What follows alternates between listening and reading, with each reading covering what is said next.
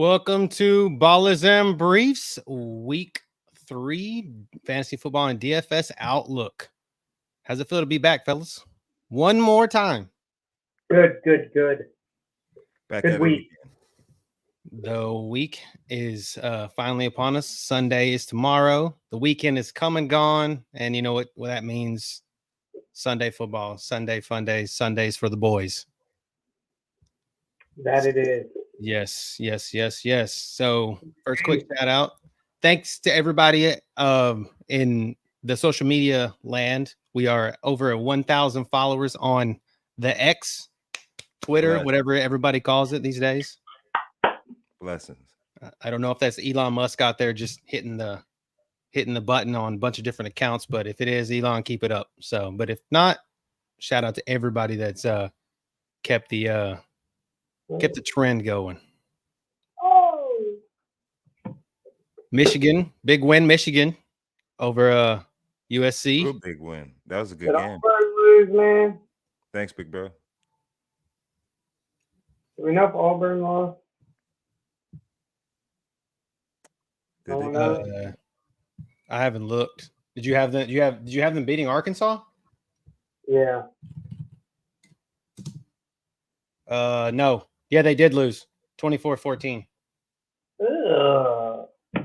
Shout out for my alma mater, Colgate, getting a win over the rival Cornell University. They're about 45 minutes down the road. They're at Ivy League, but we always like to give them a little punch every now and again, just when we get a chance to. You know how it goes. But shout out to the alma mater, Colgate, getting a victory today.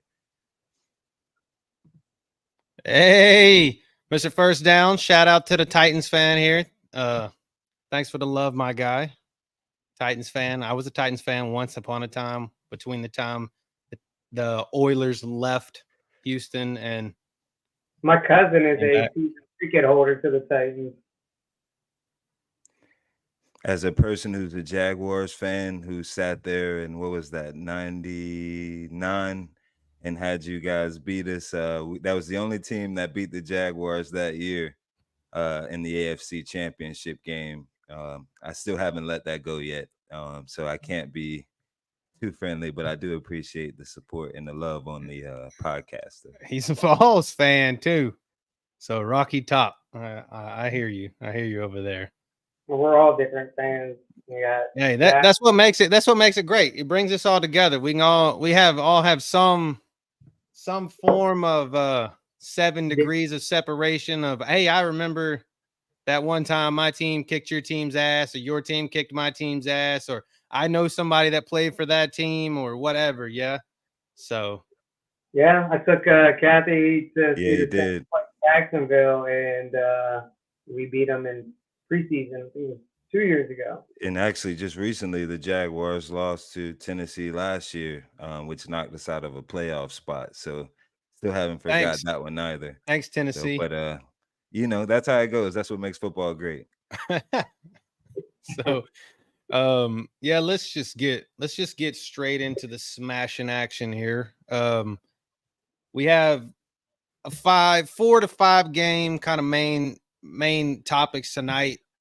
Fifth one, not so much, but I figured out that you guys might have more questions about that one game. So we can just start off with the best team in the AFC South. Let's go, baby. H-Town till I drown. Let's go. Houston Texans taking on the Minnesota Vikings in Minneapolis. You're super invested in this, right, Brad? Because you have Jetta, right? Yes, in the league. I've been watching that injury report all week. He's definitely off of it now. No longer even carrying the questionable status. Definitely for me in fantasy season long, I need him to come through for me a good game tomorrow. And I think this matchup sets up pretty well for at least to see a lot of targets come his way, given the fact that I think Houston kind of pulls away from this one, which allows more offensive snaps. I think that this could be. Now, I'm saying just for the simple fact of the matter of kind of like what Minnesota did to San Francisco last week.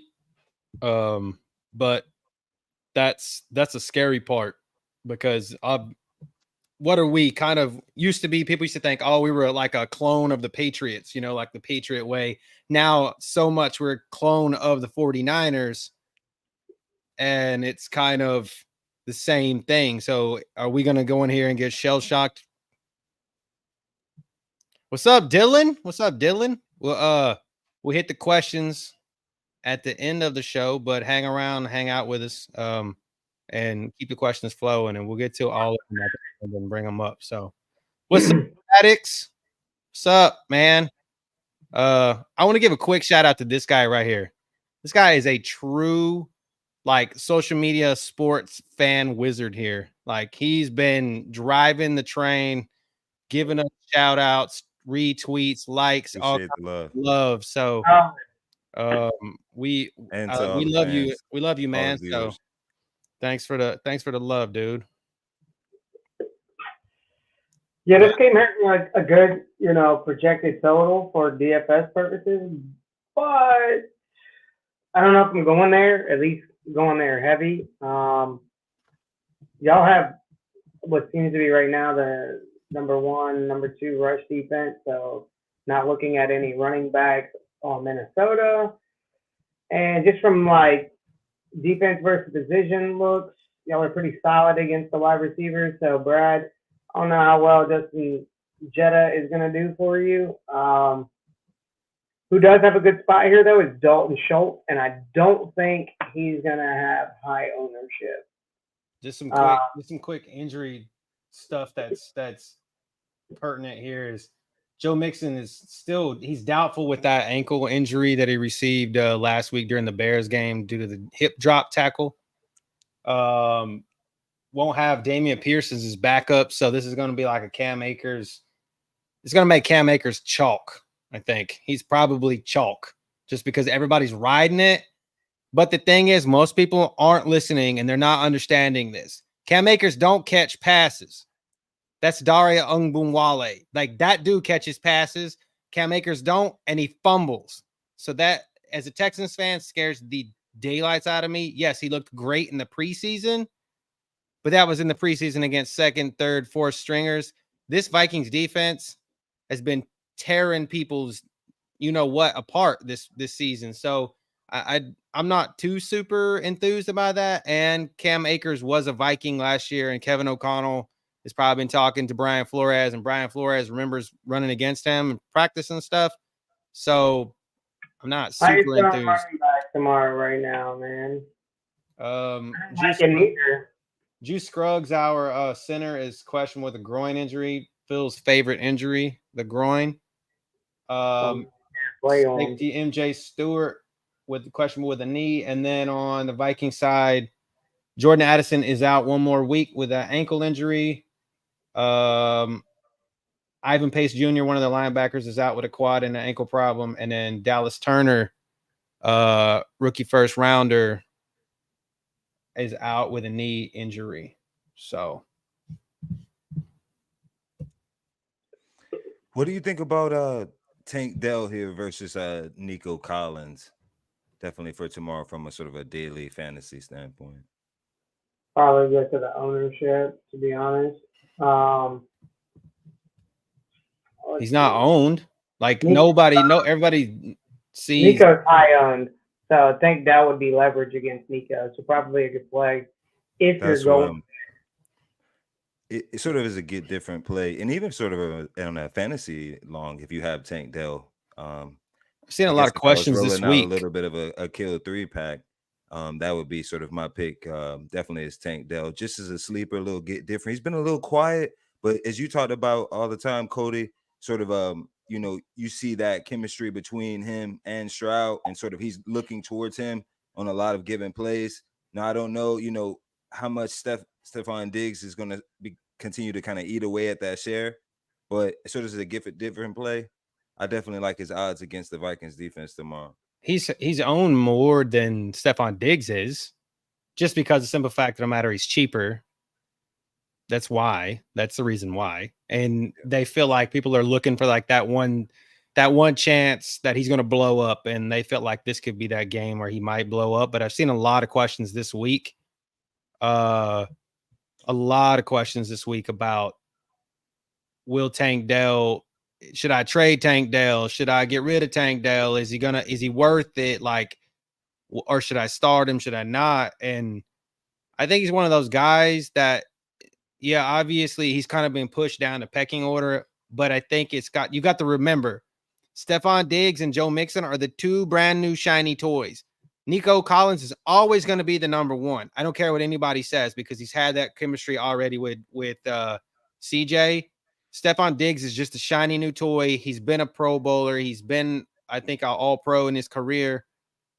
If not, if I'm wrong, sorry, but I think so. You got to, and he's captain too, right? So you're getting him the ball. You know what kind of people are like, oh, he's going to cause problems or whatever. Tank Dell's going to sit there, bide his time, and then when he goes off, he's going to go off, and then it's just going to be consistent from there on. And I think this is potentially could be that week that he does that. If I have him and I don't have anybody better, I'm starting him in season long. I mean, especially in our 14-man league, you got to start him. I don't feel like you're going to find two wide receivers three better than him. So I agree with sports for you. I think the game's going to go under.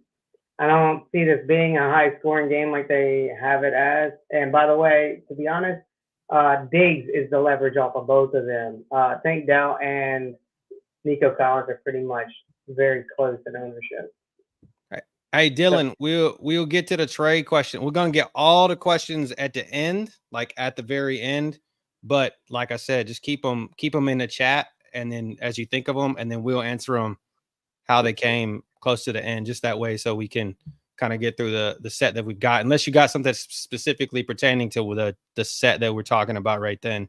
And then, yes, sports for you, I guess, take the under unless you're afraid of Minnesota 22.25. Defense, man, y'all defense, and their defense isn't too bad. There's no the only gap on weakness is the tight end position, and that's them. They're weak against the tight end, so it might be a Dalton Schultz type of. And I like that without Ivan Pace, because Ivan Pace likes to move around a lot, and then you're not going to have that extra edge coming off the end. So that is good. I'm also low owned. 3. Talking about Dalton Schultz. Yep, 3%. 3% Dalton Schultz off the Brock Bowers and Ferguson type chalk. So yeah, and he's not expensive really either. I mean, he costs less than Dallas Goedert and Mark Andrews. I'm looking to see what his target share was last week. Everybody's going Nico and Tank Dell in a game where, Minnesota's not too bad against the wide receiver. Y'all are solid against the wide receiver in the run, so might be kind of low scoring. They don't need to air it out. 3 targets last week. Dalton Schultz all day. Get them red zones. George Kittle had 8 targets against the Vikings last week. 76 yards and a touchdown. They're weak against the tight end. I mean, I'm not comparing Dalton Schultz to George Kittle, but I would say receiver-wise, they're comparable. I just think Kittle's a better blocker. Yeah, but I'm just saying, like, Dalton Schultz, when Dalton Schultz can catch fire, he does catch fire, and I could see this being a 7 or 8 target game if Bobby Slowick does decide to do that. And like I just said, Cam Akers don't catch passes, and they need people to catch passes. So I think that's probably it. Minnesota, other than Jetta, somebody I did say in my waiver wire pickups this week is Jalen Naylor. He's one of those guys. He had quite a few targets last week, especially without 16% last week. 4 targets, 54 yards, and a touchdown. That's for a deep number 2. Cheap. And what is his ownership? Like nothing? 2%. Yeah. Not bad. Do you even look at Sam Darnold? I'm gonna pull the devil's advocate like Brad did last week. Do you look at Sam Darnold here at all? No. Even against our defense, which isn't a, I mean, it was susceptible. You're number 10 against the quarterback, number 9 against the run. Oh no, you're actually number 13 against the quarterback, number 1 against the run, number 12 against the pass. I'm a little biased, but in the fact that I definitely need Jetta to go off, so I have to say that Sam Darnold needs to do a little bit better. But he did, even against the 49ers defense, have what I think 4 receptions for over. He got free on an 80-yard play, I believe. I think that sort of explosive possibility could lend to additional sort of plays down the field and scoring opportunities. I'm going to trust Vegas here and trust the bookies here on this 46.5, and I'm actually going to go over because I just think that Sam Darnold's starting to get into is a little bit of his Baker Mayfield, in the sense that you kind of been around a bunch of teams, but you finally find the right coordinator and the right system to kind of really highlight the skills that you have. I think this system sets up perfectly for Sam Darnold to be the successful in, no different than Kirk Cousins. So I'm going to lean more towards saying he should have a good day, but from a fantasy perspective, maybe 15 points, 15, 16 points, 2 touchdowns, 3 tomorrow. He's been sharp. I mean, he had 268 yards, 2 touchdowns, and an interception last week against us. I'm saying essentially the same defense. I'm not advocating for him, but he was also one more guy that I put back. I run him back again on the waiver wire this week, especially if you need a fill in. And San Francisco was 6 against the quarterback last week. So I'm just saying, like, I've seen weirder things happen. And this line, this total went up a half point this morning. So, which was weird.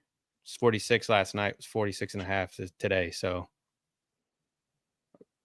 from what I saw, unless somebody sees it totally different, if you're getting it lower than that.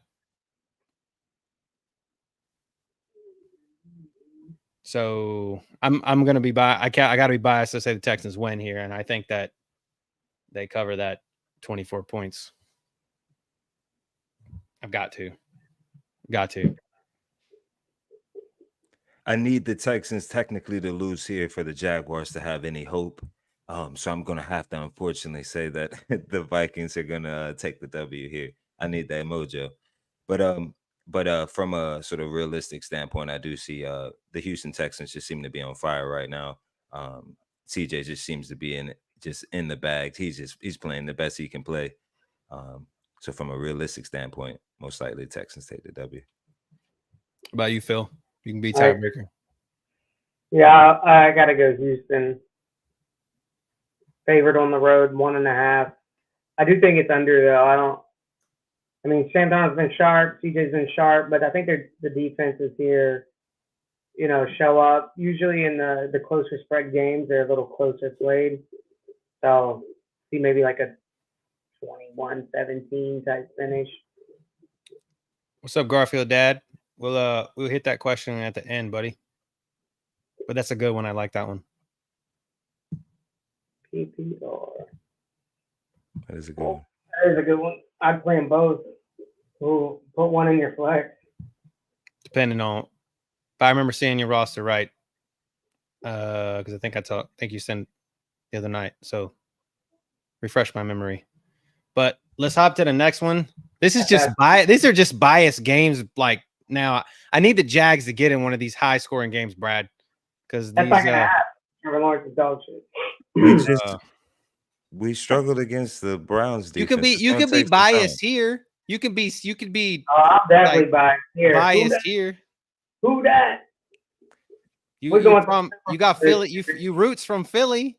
You got roots from Philly here, so you can be biased in this game. I'm damn sure biased in this game. Just for the simple fact of the matter is I've got this guy, the Slim Reaper, on my fantasy team. 49 and a half.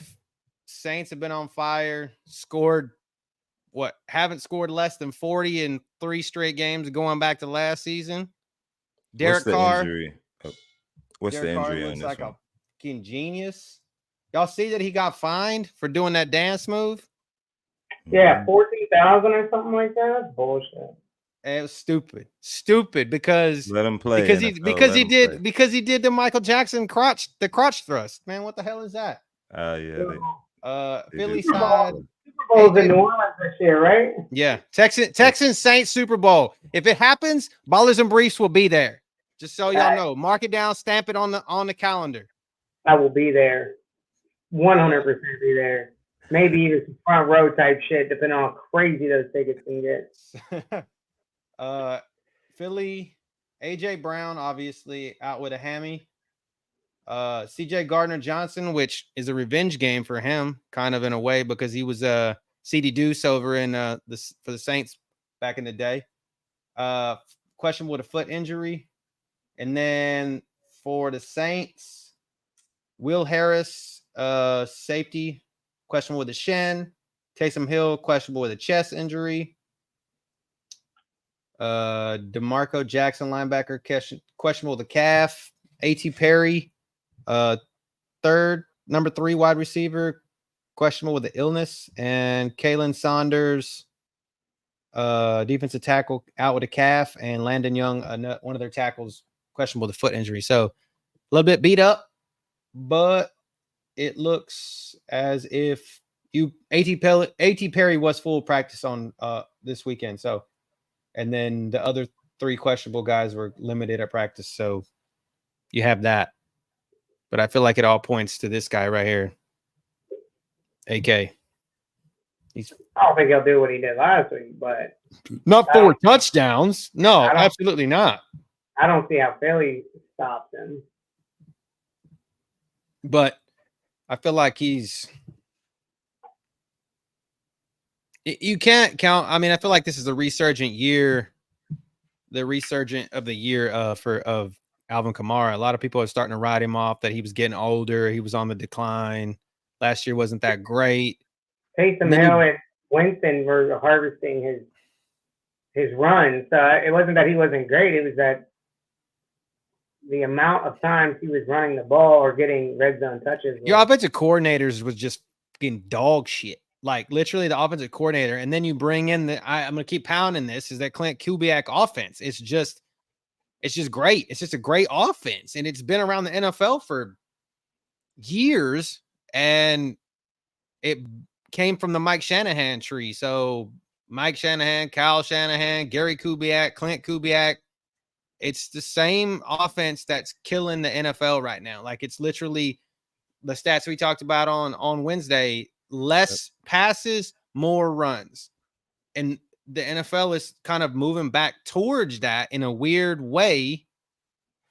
And guys that have the potential to be pass catchers and are great running backs are seeing that success, which are like AK. And of course, if Christian McCaffrey was still around, Joe Mixon when he's healthy, these guys that can do both, that can be 3 down backs.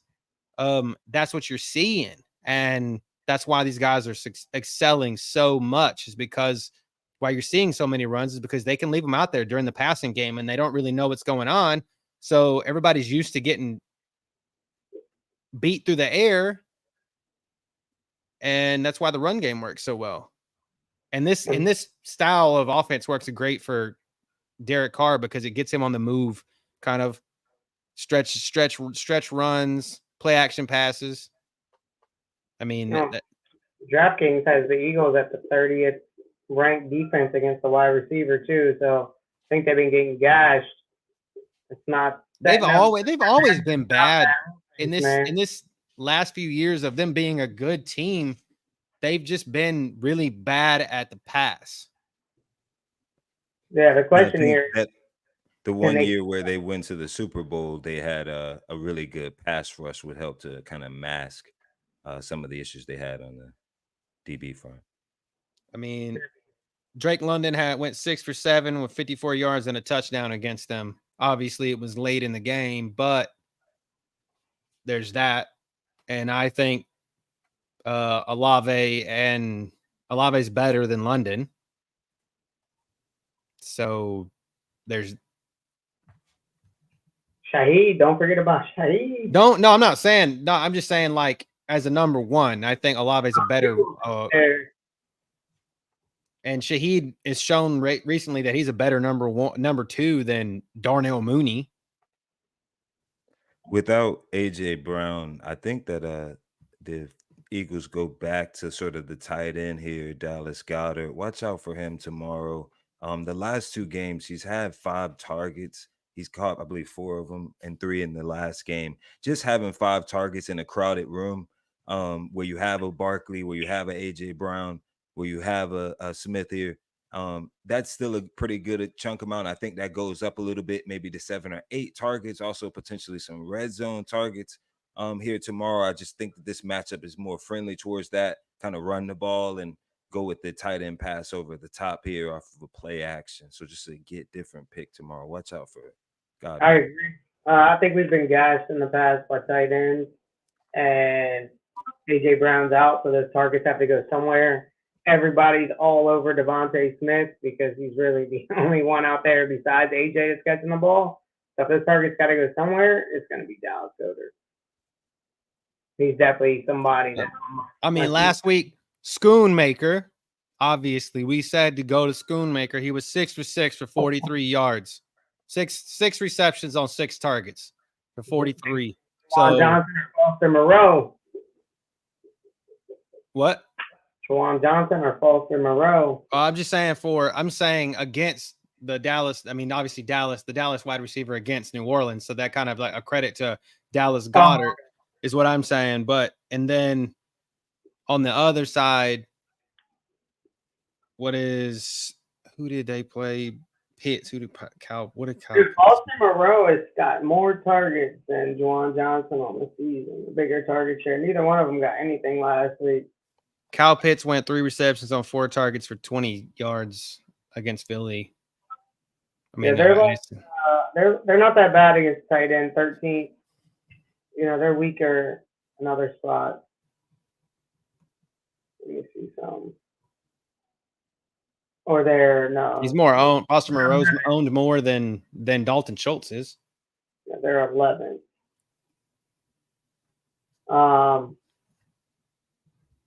And they're 21 against the quarterback too. So Derek Carr set up a nice stack for Derek Carr here. With a bring back of Devontae Smith or Goedert. Woo! To be honest, you can run it a couple ways. You can run it, you know, Carr with Olave and Shaheed, bring back with Goedert, or you can run it with like Shaheed and Foster Moreau and bring it back with Smith. I mean, super different in a game that's expected a lot of action, a lot of love. And because of that, like somebody said, hammer the under, you know, it could be an under game. If this game goes under, it's because of the Saints defense. I'll tell you that. I don't think it's going to be because we're not scoring. After watching these games, dude, and that offense, I think we're going to score the ball. It's going to be whether or not the Eagles can score the ball. The problem where a lot of people were like, oh, did you see? Because someone, I saw this on Twitter this week, like maybe yesterday it was. And when AJ Brown was out, I said, smash the Slim Reaper. And they're like, do you not know who they're playing this week? And I was like, I know exactly who they're playing this week. They're playing the Saints. And I was like, I don't care what happened against Dallas last week, for the simple fact of the matter is, even though, and he was like, oh, Marshawn Lattimore is back. I said, I still don't care. For the simple fact of the matter is, Dallas has no run. There is no run threat. No one's scared of Ezekiel Elliott and Rico Dowdle. The run threat here in Philly is real. Okay. Obviously, you're afraid that Jalen Hurts might take off, and then you have Saquon Barkley. So they're going to have to pick one way or the other to defend. And one of those two is going to move away from what happened with Dallas. I think the Saints probably win this game because the Eagles are just looking like shit right now. But I don't think that this is going to be a reproduction of what we saw where Dallas just didn't even show up. Well, we're pretty solid against the run like the last 3 years, so I'm not as keen as to Barkley as everybody else is because Barkley's been like fantastic this He's like season. less than 7% owned. I mean, he's way down. But it's tough. He might be a better FanDuel option because if they get in the red zone, he might, scoop those. But I don't see where he has like a gashing yard game. I say that I think because he's another, like what I just said, like one of those 3-down backs. He has the potential to catch the ball. He had 5 targets last week. He lost the game because he didn't catch the ball. Remember Exactly. He didn't. Yeah. The one target he didn't catch was the one that he needed to catch. Yep. There's a reason that leg lost at the end. So yeah, this is a good game to focus on for DFS, and obviously you got any of these people in season long, you're playing them regardless. I mean, I got to run. I have Barkley and Devontae Smith on the same roster. The person I'm scared for the most here is Jalen Hurts, though. I feel like he could get exposed again, one more time. He's looking a little careless last week. Like if Lattimore's back, dude, I feel like he's just going to try to force Devontae Smith, man. He's going to get picked. That's why I said. I have a feeling this game goes under, like he said, but it's because of the Saints defense. It's not because the Saints aren't scoring. It's because the Eagles are struggling. I mean, CeeDee Lamb had 7 targets, 4 receptions for 90 yards and a touchdown. So I could see Devontae Smith having somewhere like 5 or 6 targets, 4, 5 receptions, 75 yards and a touchdown. I think he's the one that ends up scoring just a breakaway type touchdown on the back end. And that's what keeps them in the game, Well, I mean, Vegas has it close. It's only 2.5. A field goal. They basically have it a field goal game. Maybe they're not sold on the Saints yet.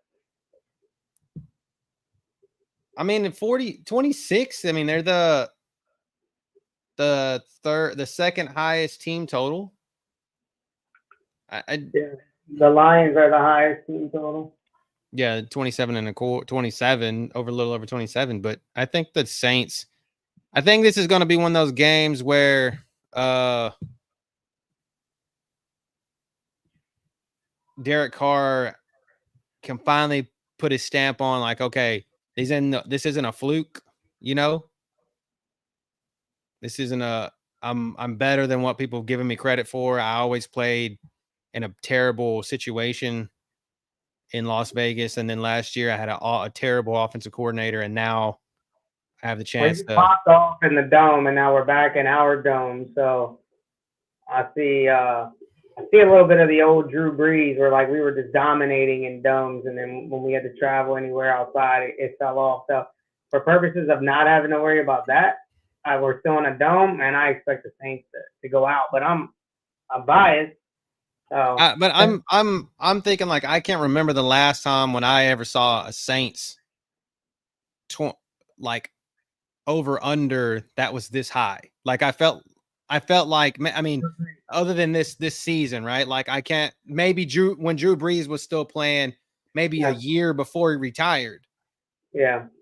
Not because we used to just let everybody, towards the end of his career, we would drop 40 points, but we'd let everybody score on us the same amount, if not more. So our fucking final scores are like basketball games. Yeah.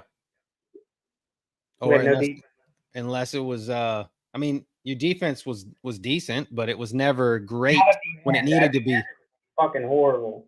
But good people, like I said, we score 40, they score 45 every time. What's the next one? Is it Detroit and Arizona? That's the next one we're talking about? Yeah. That's Detroit. Looks like Brad having some technical difficulties. He was frozen. He was frozen there for a moment.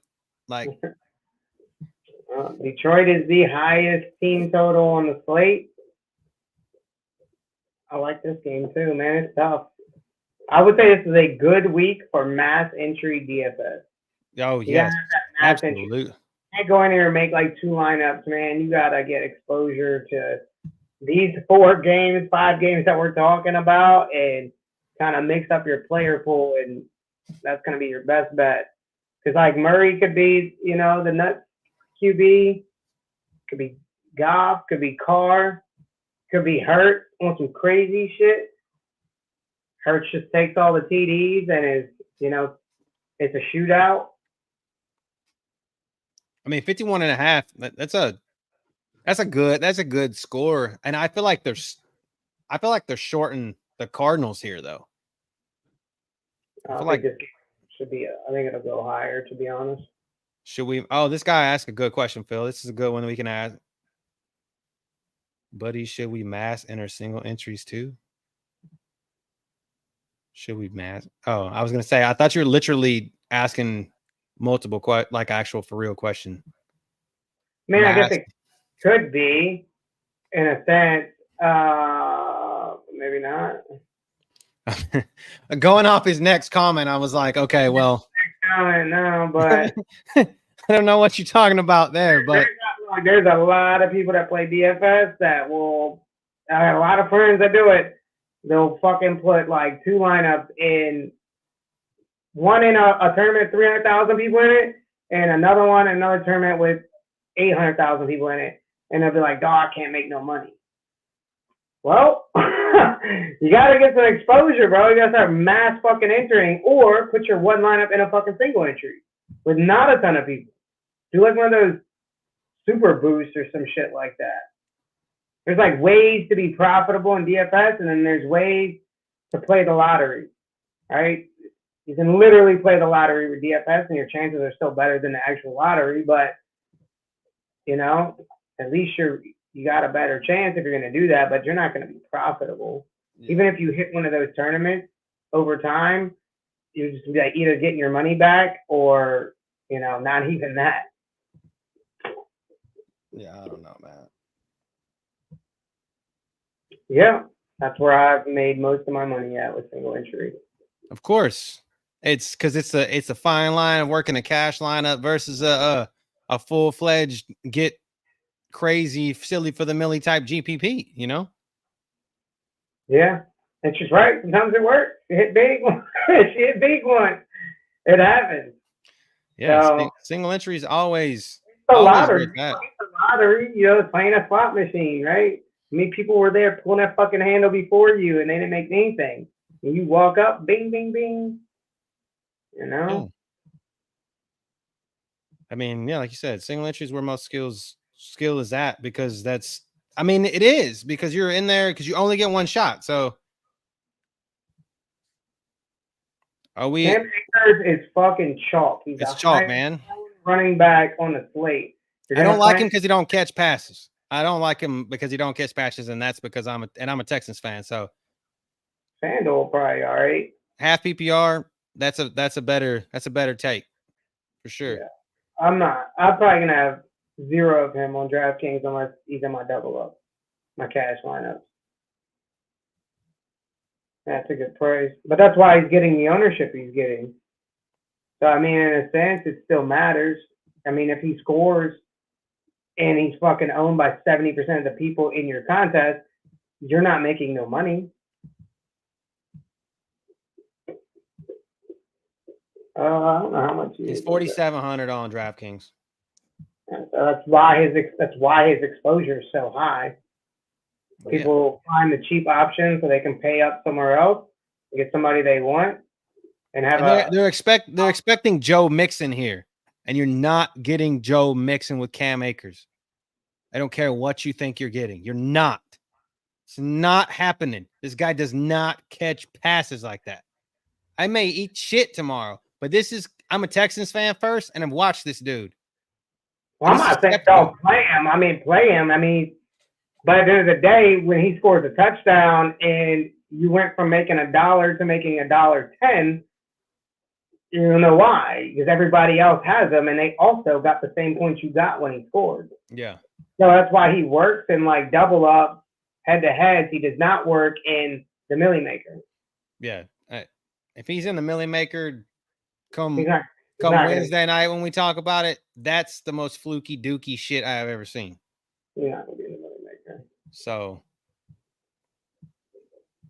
but back to this game. Lions, Cardinals. Yeah, 51.5. That's big opportunity. yes. I mean, you got to get just one that jumps off the page to me is David Montgomery down here at 3% owned when the Cardinals get fried by the running backs. 3% owned, and how much is he? Let's see. 61. So he's $700 cheaper than Gibbs. Yeah, but he's only what 400 more than Cam. How much is Cam? I already forgot. 47. Yeah, so he's 1,400 more.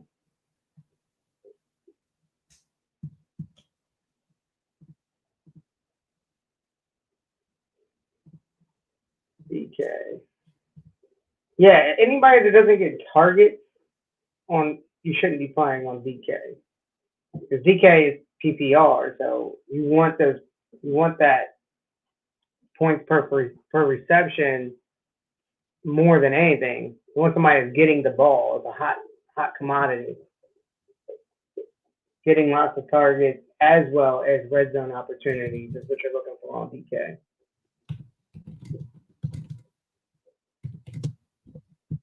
Brad still having issues.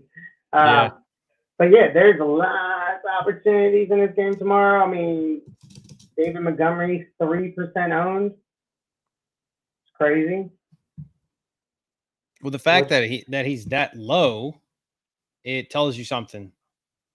And then you got James Conner right ahead of him, which James Conner, the Lions are pretty good against the running back. So that's the reason why.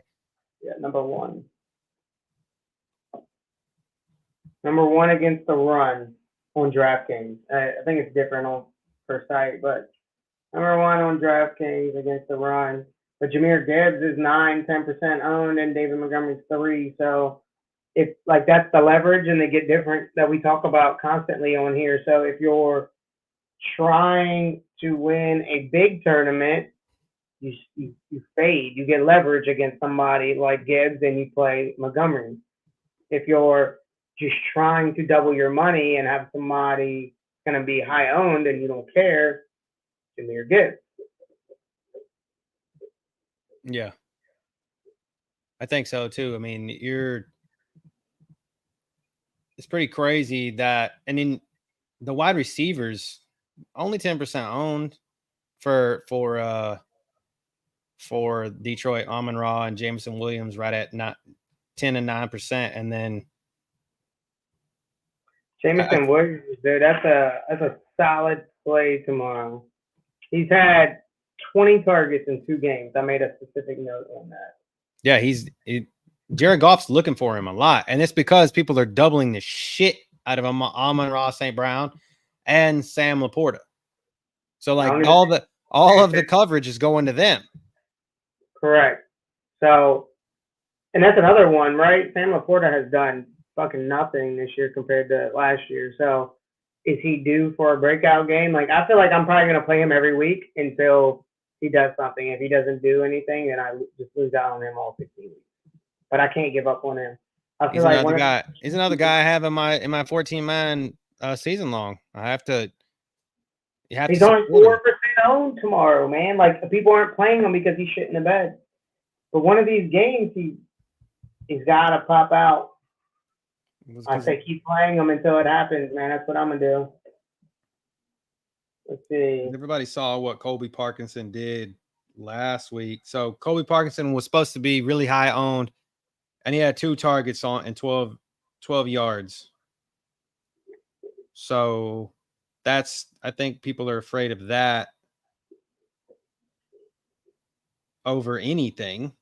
Colby Parkinson was high owned as fuck, so that was written all over it that he wasn't going to do much.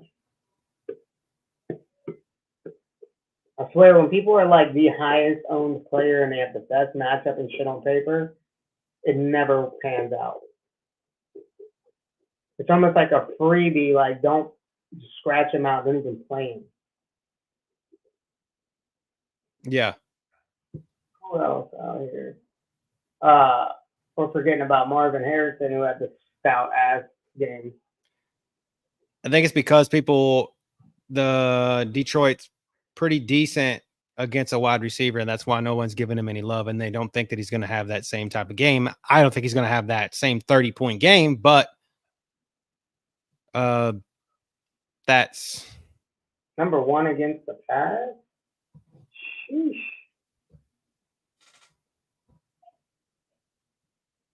But I don't believe that though, because I don't either. Cooper Kupp week 1 had 21 targets on 14 receptions for 110 yards and a touchdown against them. So, and then last week they played. Who did they play? Jared Goff. Tampa Bay. So let's see what Chris Godwin did. Chris Godwin had 7 receptions on 8 targets for 117 yards and a touchdown. Why the fuck, excuse me, but why the fuck would you not play Marvin Harrison tomorrow? It's get you some Greg Dortch too while you're at it. Yeah, I played him last week too. Yeah, here it's showing something different. Maybe they're not number one. I'm seeing 31 now. Might just be a typo on what I was looking at. So Marvin Harrison 8% owned. Just open draft up and see it. Michael Wilson 1.64% owned. And then Greg Dortch is questionable. Okay, I forgot to check. Yeah, Detroit's ranked 31st against the pass. Fucking terrible. So I knew that didn't look great. Okay. All right, here is the. Oh my God, this makes it even better. Okay, so Detroit, Alex Anzalone, their linebacker who gets all over the field, is questionable with a concussion. Terrion Arnold, their rookie corner, number 1 corner, is questionable with an illness. Both of them are limited in practice. Graham Glasgow, their starting guard, is questionable with a knee. Safety, Mila Fonwu is out with an ankle. Enos Rakestraw, their other rookie corner, is out with a hamstring. And then for the Cardinals, Kelvin Beachum, their tackle, did not participate and is questionable. Greg Dortch, limited practice with a hamstring injury, so that's why he's so low in ownership. And then Dante Stills, one of their defensive tackles, is questionable with the shoulder. So that's why Dortch is down here at. I forgot about that, and that's why I'm not gonna play him, dude. I don't like those injuries. Trey McBride, though. Trey McBride and Marvin Harrison could have a solid game if those corners for Detroit are not playing. And their number 1 linebacker, who's on the ball linebacker who moves around a lot, so that's. Yeah, I think this is going to might be the week to eat the chalk on Trey McBride. I agree. Sometimes you just can't get away from it. I'm trying to see. Yeah, man, Trey McBride is a 28% target share on the season. It's the highest on the team. He even had a 28% target share last week, but Marvin Harrison had 38% last week. So he has 6 targets, 6 receptions for 67 yards. It was just Marvin Harrison had the touchdowns because he just needed to have touchdowns, really, because we called it. And we literally told the Cardinals to get the man the damn ball. So ownership, I don't think is that high. Where's he at? Yeah. Like 8th, 7th, 8th highest owned. And Trey McBride's probably high owned. Third. 11.7. So that's pretty tough, but you might beat the chalk. Yeah, I agree with that, Fresh. You don't need to leverage the whole fucking lineup. Sometimes you gotta eat the chalk, but you gotta make the right choice with the chalk. Sometimes that's the hard part that we get wrong. We eat the chalk on one person and he not the person we should have ate the chalk with, and it's somebody else that popped off. Oh, Like, 100%. I mean, Tyreek Hill was the chalk, and he was in the Millie Maker lineup. So if you didn't have him in your lineup because you went leverage and played like A-Chain or Water, you got fucked. So you gotta figure it out sometimes. That's why, it goes back to the mass entry. Like a lot of people that watch us, I don't know if they're all mass entering, but that's another good reason for mass entering, right? You can eat the chalk in some lineups and leverage it in others, and that way you have a pretty good exposure to both outcomes. And you're gonna laugh at me, but Jared Goff is 5% owned. He's essentially Matthew Stafford. My thing with him though, I don't think has he ever been the nuts quarterback? I don't think he has, man. I'll tell you real quick.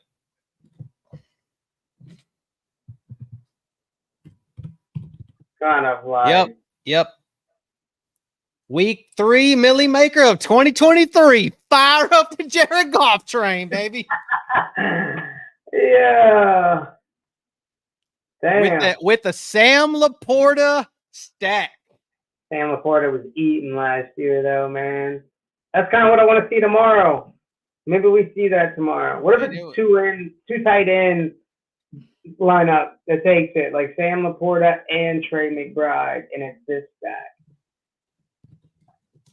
That would be I'd be getting different. Fuck, they're both high owned, but are they both going to be in the same lineup? A little different.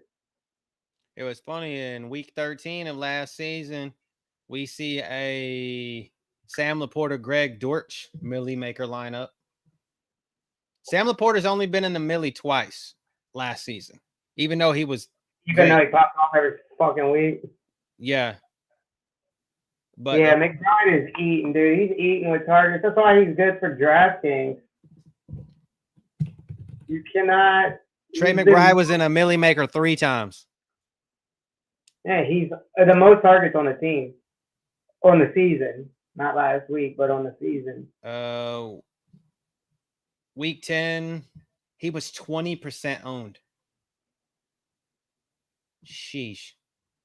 When he won the Millie, or when he was in the Millie? Yeah.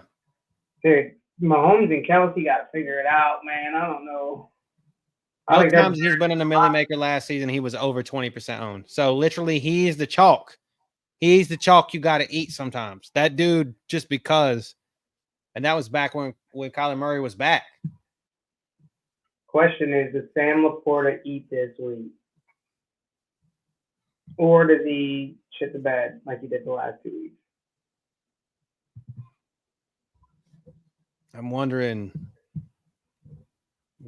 if that's the Sunday night game. That'll be a good one, Kansas City and Atlanta. Dude, Kelsey has been the fucking winning captain on showdowns a good amount of time. So, and you're right, like he looks like hot garbage, looks like some shit. Be a good opportunity to play him as your captain on Sunday night and hit that.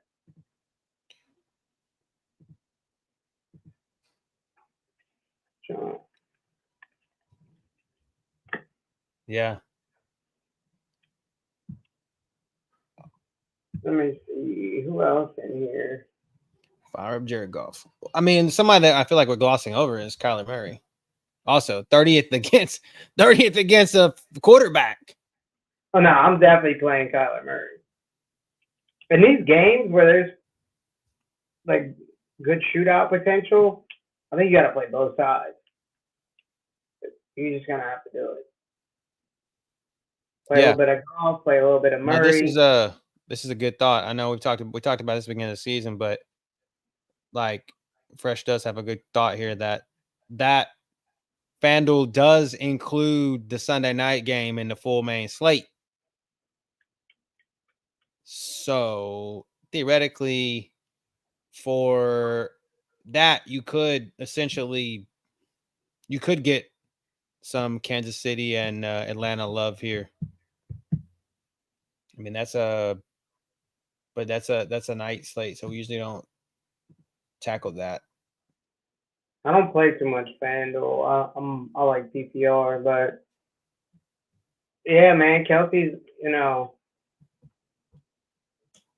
appreciate it. Yeah. Thanks, Fresh. Thanks, The Fresh. comments and the communication, man, it makes it flow. There's no dull moment. Usually we have somebody else in here, Javad, that talks the chat up, but FanDuel for me, one, I don't like the interface. It's crazy because I used to only play on FanDuel. I don't like the interface anymore. The way that they changed it now, it looks weird to me. The only thing that keeps me going back to FanDuel for one simple reason is I go play FanDuel Face Off. Go play money in FanDuel, and then a lot of like the free tickets or whatever, and just throw in a random lineup, and then a single game here and there. But I don't like the way it looks now. It's just hard. It's just hard to deal with. Yeah, we be playing FanDuel Face Off. I don't know if you play that. Has nothing to do with fantasy sports, but they get free money in there so much, and it rolls over to FanDuel. So yeah, you can only spend it on FanDuel unless you win it outright. But if you get the free money that they give all the time, and we are not affiliated with FanDuel or FanDuel Face Off or anything like that. But I'd just be gambling. Yeah, I'd be in Block Trail. It's like fucking Tetris and Solitaire is where it's at. I'll be playing Solitaire all the time. A lot of money in Solitaire on there, but it's like games you could play for money just like normal, and the money rolls over into FanDuel, and they give you free money all the time. Scrabble, Wheel of Fortune, stuff like that. Play 3 games of Block Trail and get $5, and I'm like, oh, perfect. That's a free entry and to something. So, yeah, I mean, they're like 60-cent entries, man. Like you do 60 cents, like $1.80 and get like $3 or something like that. But kind of off the topic. But no, yeah. So I'm also not touching either one of these defenses tomorrow. Not at all. I'll take it. What was it? Steelers and Bucks, man. I think those are the defenses that should be played tomorrow. And we're not really talking about this game because they're not, but solid defense. Low scoring. And don't be afraid. I don't think. I mean, we're not talking about that either, but don't be afraid of the damn Chargers defense either. Defense has been pretty damn stout. And it's Justin Fields, who always tends to do great a couple games or do okay a couple games, and then just totally just lose his mind and forget how to play football. So I don't care if he's on the Steelers or not. Well, you play a lot of FanDuel, so I hear, because I don't do showdowns on FanDuel, but I hear that they're the worst on FanDuel because so many people split. So when you mass enter them, if people that come in first when they mass enter end up losing money because so many people tie on FanDuel the way that their showdowns are set up. So I think you're doing good by not playing their showdowns.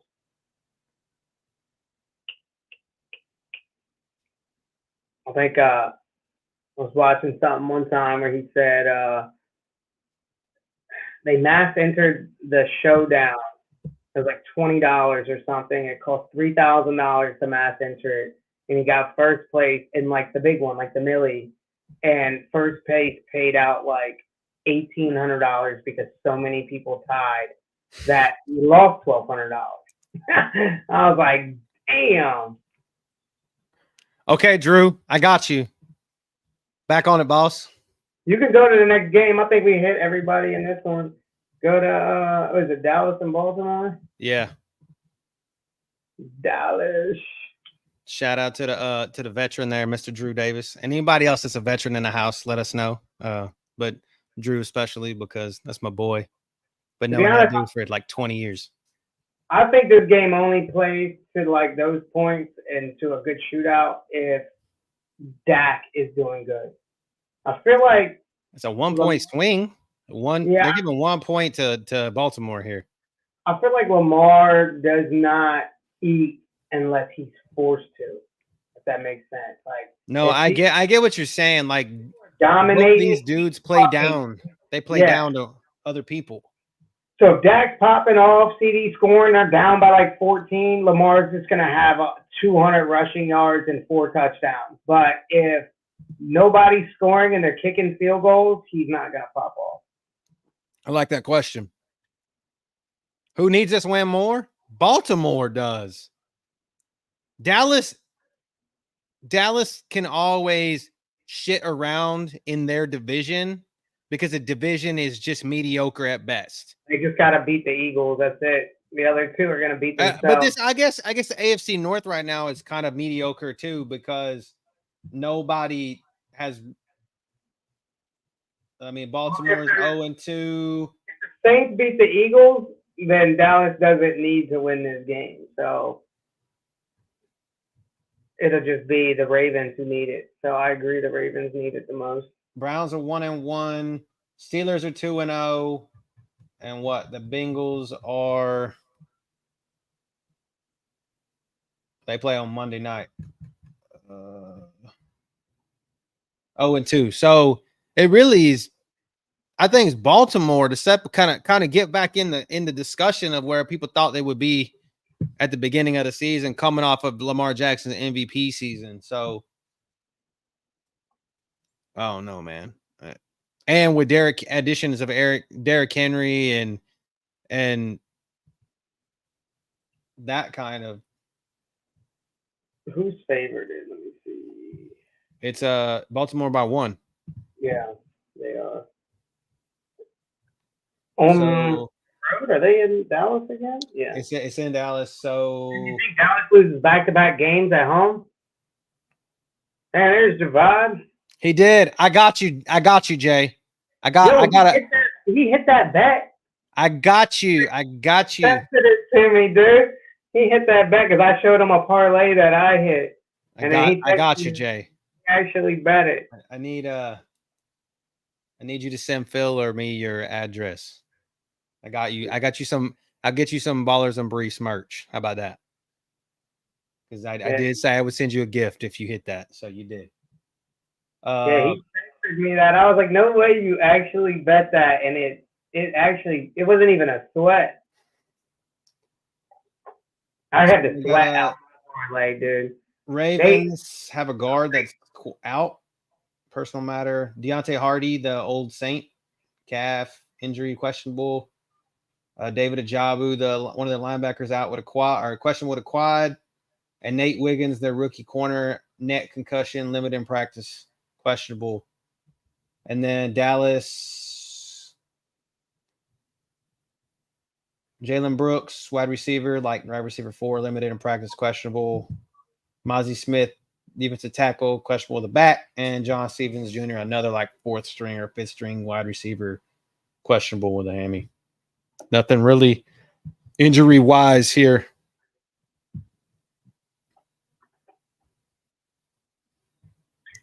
Yeah, I mean, you could definitely fire up the receivers for Dallas against Baltimore, and you could fire up Derrick Henry against Dallas. I think the only reason why Dallas is coming in so bad is because of what Alvin Kamara just did to them now. So I don't know if that's I don't know if you can really use that. I see Baltimore winning, but I don't see Dallas losing back-to-back games at home. There he is. He's back. Back, baby.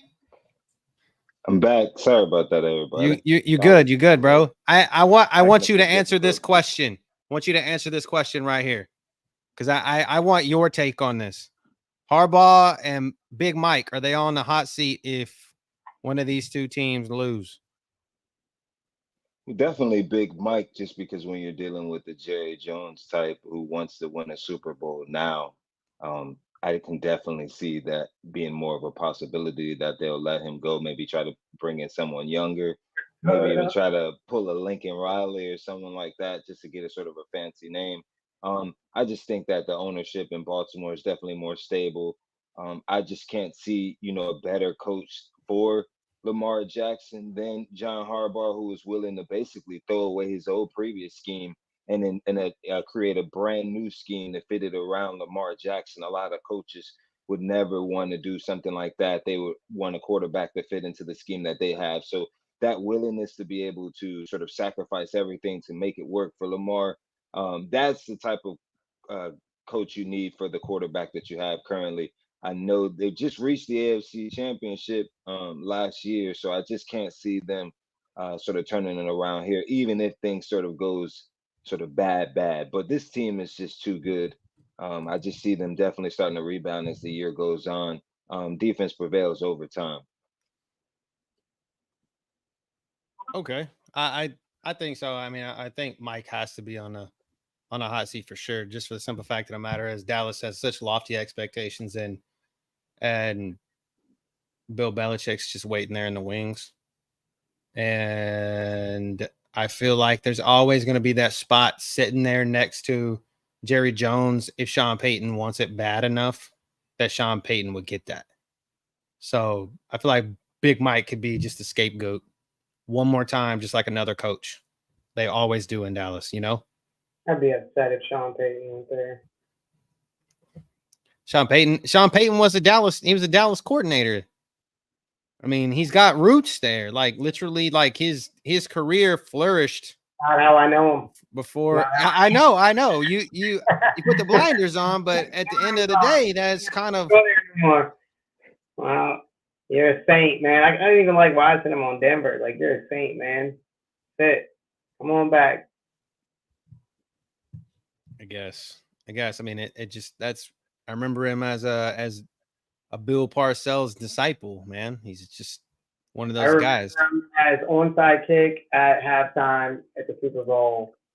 Against the Colts. Shock the world. Put Manning in his shout out Steve Gleason.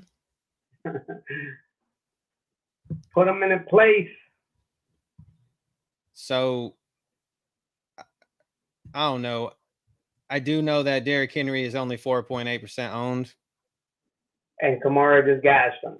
So again, he's not that 3-down back that we think he is, but the problem with running backs on Baltimore, man, is it's Justice Hill. That's the problem. It's Justice Hill. There's not a problem with running backs in Baltimore. Lamar's a running back as well, bro. So Lamar, Justice Hill, and Derrick Henry, which one's getting a touchdown and which one's running the ball? That's the problem. That's why Derrick Henry's 4% out. But Dallas is exposed through the run. So one of them is going to eat. I don't think this is a Justice Hill type game. Justice Hill also just signed a 2-year contract extension for $6 million. As by the way, they got rid of all the other running backs they had. Gus Bus, J.K. Dobbins. Shout out J.K. Dobbins is out here eating people to death, just destroying fantasy leagues this season because nobody thought he was going to be anything with that Achilles. And they get rid of him. They throw him in the trash bin, keep Justice Hill, bringing in Derrick Henry, and J.K. Dobbins out here just hanging him on people. Yeah, I don't think this is a Hill type game, though. I mean, it could be, but I think Henry here, low owned, solid running back, take some shots.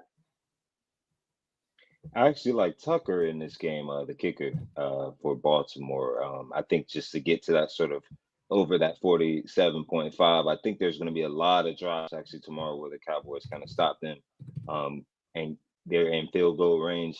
And I really like this matchup with the Cowboys and the Ravens tomorrow for the kickers because of that. I think the last 2 games he's had 7 and 12 points. I'm seeing a 15 and 21 type of game potentially for him, just given maybe 2 long field goals over 50. So sort of in a season long, you're probably playing them anyways, but sort of from a fantasy side, you would have to take that into consideration a little bit tomorrow when you're looking at those over-under totals. Yeah, I mean, and this is kind of more of a football question here. Do you think that if you have a Zay Flowers in fantasy, like this is season long, so like, yeah, are you running Zay Flowers out there? Because a lot of people drafted him as kind of a number 2-ish, but I've heard a lot of people are asking questions that do I keep Zay Flowers or try to get rid of him?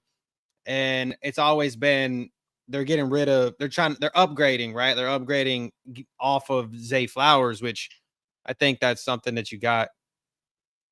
I like Zay Flowers here. I think even last year, I actually highlighted Zay Flowers as one of my kill athletics on my 3 packs a couple of times because I love his shiftiness, his ability to catch and sort of yards after catch, that yak. I love that, and his ability to sort of get into those gaps, sort of in between the middle linebackers and the safeties. That's valuable for a quarterback like Lamar Jackson, who does like to scramble a bit.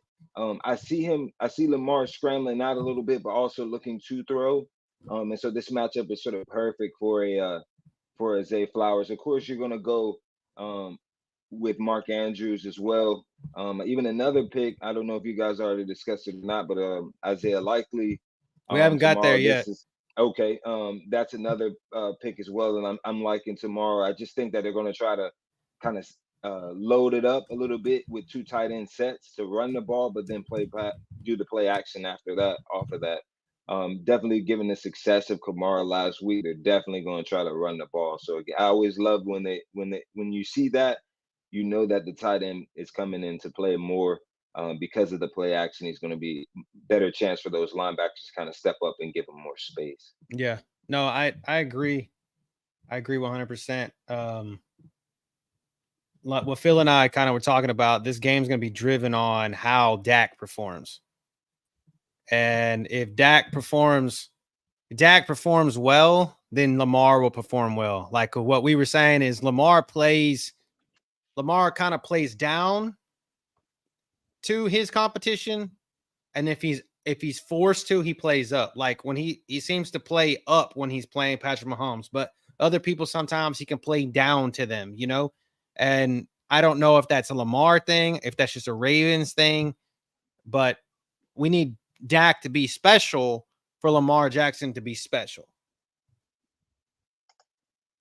I agree. I mean, and I guess you could kind of say that a little bit for every quarterback, but I think I agree with the statement more so strongly for Lamar in this instance. So you like firing up Henry tomorrow, Phil, or no? Yeah, I think I think you Have some exposure to him. Yes. Can you hear me? Yeah. I've been saying Okay. for the longest that I think he's gonna fix, or he's gonna be that sort of Gus Edwards role, and we've seen a lot of times last year, sort of middle of the season. Definitely towards the end of the season is where Henry starts to get going, but this is where you start to see Gus Edwards have those 2 touchdown games, and sort of kind of blow up the slate a little bit. So I kind of see that happening again here. Well, it's Derrick Henry 4% owned against team that just got destroyed by the run. So I think you got to take some shots there for sure. Like I said, I think it's going to be Lamar or Henry that scores them. I wouldn't put all your eggs in one basket with Henry. That's not what I'm saying to do. But if you're trying to win a big tournament, I think taking some shots at Henry would be well worth it. Oh, I'm fine. I mean, I know everybody's like talking about, we've had a lot of people talking about FanDuel, but hell yeah, I'm firing Henry's ass up for sure and FanDuel tomorrow, I would think. And yep. But that comment right there, Abraham just said, is the exact same thing I was just telling WW Fresh about a little bit ago. Everybody's thinking that, bro. Everybody is thinking Akers. Everybody's playing Akers. If he gets you 2 touchdowns, you're not climbing no fucking podium on FanDuel. Do you have to play him? Yeah, I think so. In cash. In the Millie Maker, I think you should play him. Fuck no. I think you should X him out of your player pool in FanDuel GPP contest because everybody's going to have him. And it's easier to root for him to do bad because if he does, you'll be ahead of 70% of the other people in that contest because that dude is going to be so high owned. Yeah. 100%. I mean, he's going again. Like, I mean, if FanDuel, I could see it, but because he's gonna be cheap, but I'm still not sold 100% on the fact that people want to push him. And I say this solely as a Texans fan. I'm not playing him at all, probably in DraftKings. Maybe if I'm getting super crazy just because he doesn't catch the passes. But in FanDuel, it's just everybody's going for him. I guess in your 50-50s, if you're doing 50-50s over there, yeah, fire away, please. But if you're trying to win a big tournament, everybody's going to go that same place. Exactly. I mean, I'm not telling you don't play him, but if you're trying to win a tournament, I think your odds are better to not play him or play a lot of them. I mean, if you're doing mass entry, like Fresh said he was doing, I'm fine. Have him in a couple of your lineups, but to have like crazy exposure to him, he's going to be crazy high owned. He's literally the highest owned running back. And I'm gonna look at. I'll look at his exposure on FanDuel. I wonder what it is over there too. I mean, it's got to be higher, right? He's the highest owned on DraftKings. You know, it's going to be higher on FanDuel. It's actually second. He's second behind Jordan Mason. 26%. Jordan Mason going to be super chalk because of all the injuries. I mean, we can jump right off. I know that that game's kind of the if game that I was talking about. We can kind of jump to that, but real quick before we do that, Dallas or Baltimore tomorrow?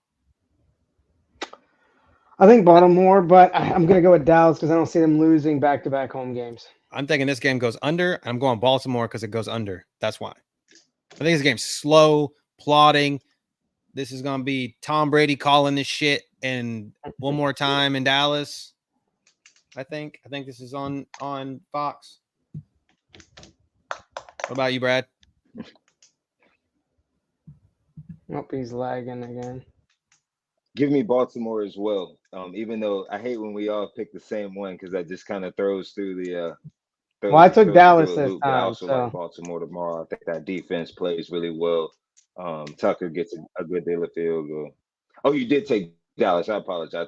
I thought you also said Baltimore. But yeah, I'm going Baltimore. It's on Fox, man. This is going to be a Tom Brady special, the Tom Brady nut milking tomorrow. And I think Lamar makes enough plays on the offensive side. I feel just so you know, like, what about it? Hang on real quick before we jump. Tight ends, you like either one of the tight ends for Baltimore? Yes or no? That's the problem. And then you got Jake Ferguson. Jake Ferguson's coming back. That's somebody that we didn't even think about. Like, Jake Ferguson's coming back, but he's also Jake Ferguson's the highest on tight end. That's why I didn't think about him. Is Mark Andrews going to do something, man? That's the tough part. You know, I called likely on week 1, or week 2, one of those. Rather not. Yeah. Mark Andrews is the 4th highest owned. To be honest, I'd rather just play Trey McBride or Brock Bowers if I'm going to be playing a high owned tight end. Yeah, I think so too. So we can kind of jump. We can jump to this game. This is more or less for people that I know. There's a lot of season long questions probably going to evolve around this. Like Phil just said, Jordan Mason is the highest owned running back. Brandon Ayuk is the highest owned wide receiver. There's only 2 people on the team. Kittle's out, CMC's out, Samuel's out. It's got to go to Ayuk and Mason. Kittle's doubtful with a hammy. Nick Bosa's questionable with a rib injury. Javarius Ward questionable with a hamstring, both limited at practice. Debo's out. I guess a good pivot is Juwan Jennings. That's it. He was in my waiver wire pickups this week. Yeah, that's a good play. I mean, Brandon Ayuk's literally the highest on my receiver.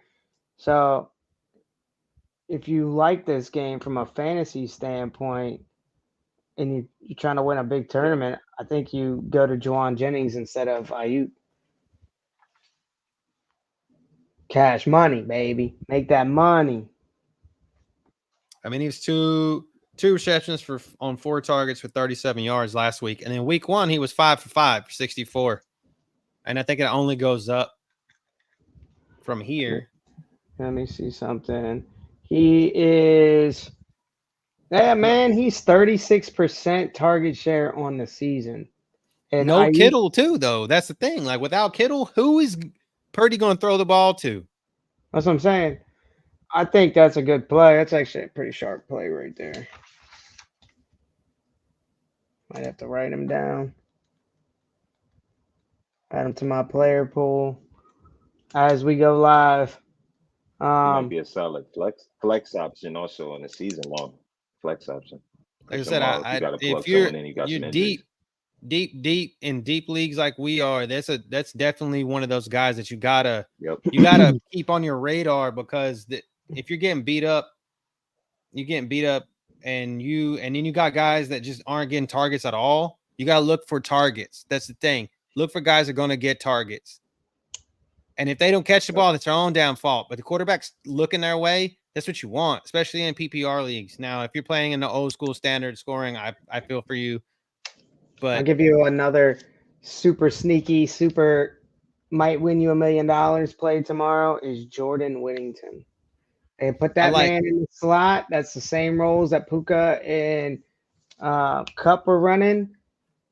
Hey, I'm saying he's already had targets on the season. 28 defense against the position. Easy money. Ain't nobody looking at him. That's another one of those favor wires. Big money. Yeah, I mean, it's 2 targets last week. Yeah, 10%, almost 10% target share last week. But he's been on a field a lot. But where they trained him up is what's important. They put him in the slot. A lot. He's on the field a lot though. Yeah. Like I'm saying, he's there. And so Matthew Stafford can give him the ball. And then there's going to be no Nick Bosa or possibly or a banged up Nick Bosa. He's on the field more than Tutu Atwell.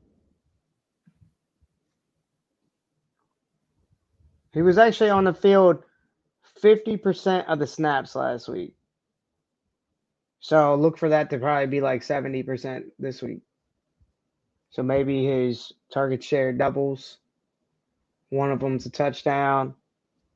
And now he's in the Millie making lineup. Tyler Johnson sitting down there 4,700, less than 2% on. Week 1, he was targeted 7 times. Last week, he's targeted 3 times. But everybody's going to trying to ride Demarcus Robinson. Everybody's gonna be on Demarcus Robinson if they're going to this game. That's who they're going to be on. So you're right. Yeah, Tyler Johnson, literally almost the same target percent share as Demarcus Robinson on the season. Everybody going to go in this game are going to go to Kobe Parkinson. I like Vito's outlook, dude. I like Devontae Adams tomorrow. I like Brock Bowers tomorrow. I might even have to play a little bit of Gardner Minshew because of that. Tomorrow's a crazy week, man. That's why we said at the beginning, like you said earlier, this is going to be that week that you got this is a mass entry. Yeah, it's not going to be a fucking Cam Akers, Jordan Mason week, man. There's so much love out there. Dude. People forgot about Rashad White. He's got a good matchup. I know he's got the groin injury, but A-Chain, Mostert's still out. It's a single digit quarterback that's gonna percentage wise gonna win you a milli tomorrow. Might be Minshew Magic. Oh, we didn't fade him. We didn't fade him, Vito. We talked about it. I don't know if you came in a little late. Yeah, you didn't come in late. I don't know if you came in late or not, but we didn't fade him out at all. We hit that. We specifically hit that game for sure. This was essentially the last one. I mean, you can talk about a little bit about that Carolina too. Andy Dalton starting. That might be, exposure to DJ and Thielen. That nobody's gonna be on because Carolina's straight ass. I just don't. That my problem is I don't know if Carolina can protect the quarterback, or if that was just damn Bryce Young's problem. I don't know. But if you're running the Minshew Magic, like I just said, a good bring back Thielen or DJ, nobody's gonna be on that. Then you could play Cam Akers and Jordan Mason because the rest of your lineup has no fucking exposure. Let's hop straight. Let's answer some questions. How about that? Yeah, there was some early ones. And we got 205 people watching us right now. So first question on the book here is from Dylan. Redraft. So PPR, full PPR redraft. Trade. It's a trade question. Okay. So Worthy, McBride, Kamar, return Olave, Andrew, James Cook, worth the trade. I have likely some nice tight end insurance getting Andrews. I like McBride and Kamara. If you need, I like Olave because Olave gets targets, but I don't like Andrews and James Cook that over Kamara and McBride. I think you keep what you have. Keep what you have. I'm enticed by Olave down the stretch, but Worthy unless you want to sell that potential. person straight up Worthy for Olave, if they'll take that, or maybe do that. But Worthy ain't bad, dude. Look, I don't know. He said he was 0-2 and he needs a win. So you lost last week with Kamara getting 4 touchdowns, and McBride he had like 11 receptions. What? Who do you have at quarterback? That's what I'm wondering. Dylan, who do you have at kicker? I would say, without knowing enough, I would argue to check your defense, check your kickers, try to see if maybe you can switch a couple of rounds. Sometimes there's some better matchups. Don't hold on to sort of one defense. That can sort of switch the tie for you, add those additional points you need to get ahead. But it just seems like you should have won last week, I think, with Mara. Yeah, I feel like I gotta know who the rest of the people are on your team. Those might be the people you want to trade. Yeah. Okay, so we'll call Dylan. You come back and tell us who the rest of your team is, and then we'll come back and answer the rest of it. But I'm keeping what you got right now. Keep coming unless back, you can get somebody. Get you right. We can turn that 0-2 around for you. Garfield says Brian Robinson or Jordan Mason in PPR, and here's the other. HN is his other. I would play all 3 this week. I heard somewhere else too in another podcast that this is the week for 3 running backs. This was a question Brad had last week, like who should you DFS play more, a running back or wide receiver in a flex. And I think statistically wide receiver has won more milli makers in the flex than running backs. But I told him last week there are certain weeks when you want to have that running back in the flex. I think this is one of them. I don't know who your wide receivers are, but yeah, who your other wide receivers are, whatever one you had planned on playing in the flex, I would just play all 3 of your running backs. Agreed. I'm running a 3 running back set this week as well in the season long. I have been all year, but definitely running it tomorrow. I mean, Brian Robinson Jr. has just been on a tear though, and it's because the simple fact of the matter, this is the weird thing is it's a quarterback. Even though he's got Austin Eckler breathing down his neck and a quarterback that runs, his quarterback that runs has faith in getting him the ball, and the offense does have Cliff Kingsbury does have faith in getting a power back the ball. And we've seen it with James Conner when he was there in Arizona. So I like Brian Robinson, and I don't dislike Jordan Mason, but if this was the week to run 3, if you need in a flex, if you don't have a wide receiver or a tight end that's like top tier, these are 3 number ones that you can put in plug and play because they all get receptions too. So if you're still in here, let us know what wide receiver you were or tight end you had planned on putting in your flex. Maybe he was putting like Kelsey in the flex. I don't know. Guys, you hammer us with the questions. I know that we told y'all. Yeah, lineup questions or DFS questions, run them. That time. We didn't see this. I didn't see this when we were talking about them, Jason. Carolina I make is a difference, terrible. but I'm also biased. I'm a Saints fan, so I think Carolina's terrible. I always have, but I'm a Saints fan. They're just bad. They're just bad. They are bad. They're not stopping stuff on defense. They're not making plays on offense. Thielen's not getting the ball. Like, it's crazy things are happening. Yes, yeah, for sure. Look, another Cam Akers talk. I'm telling you, everybody's on Cam Akers. There's only one thing that's going to happen. He's going to fail. He's got to. Everybody's on him. It's so much easier to be Just- like, please let the backup running back get the touchdown. And then it happens. You know how we play the running back and then random ass dude that never touches the ball comes in and scores, and you're sitting there like, what just happened? That's what happens when Cam Akers is on 70%. I don't know, man. What Like happened? I'm not in DraftKings. He's just scares me to death. In season long, he scares me to death. I just don't fail at 4K. But what we're He saying needs is 16 points. He needs 16 points at 4K. He could easily fail. Easily. Under 50 rushing yards, 1 touchdown. That's not 16 points. That's a fail. he's owned too much. Everybody's going to be on him, and I don't feel like he's going to live up to the chalk price. I actually like Thielen tomorrow. Or I shouldn't say I'm hopeful for Thielen tomorrow. I actually think I'm going to put him in a couple lineups with Andy Dalton starting. And I like Chuba Hubbard tomorrow. I'll give you that one too. I like them both. Chubbard is 6% owned, and then Adam Thielen less than 3% owned.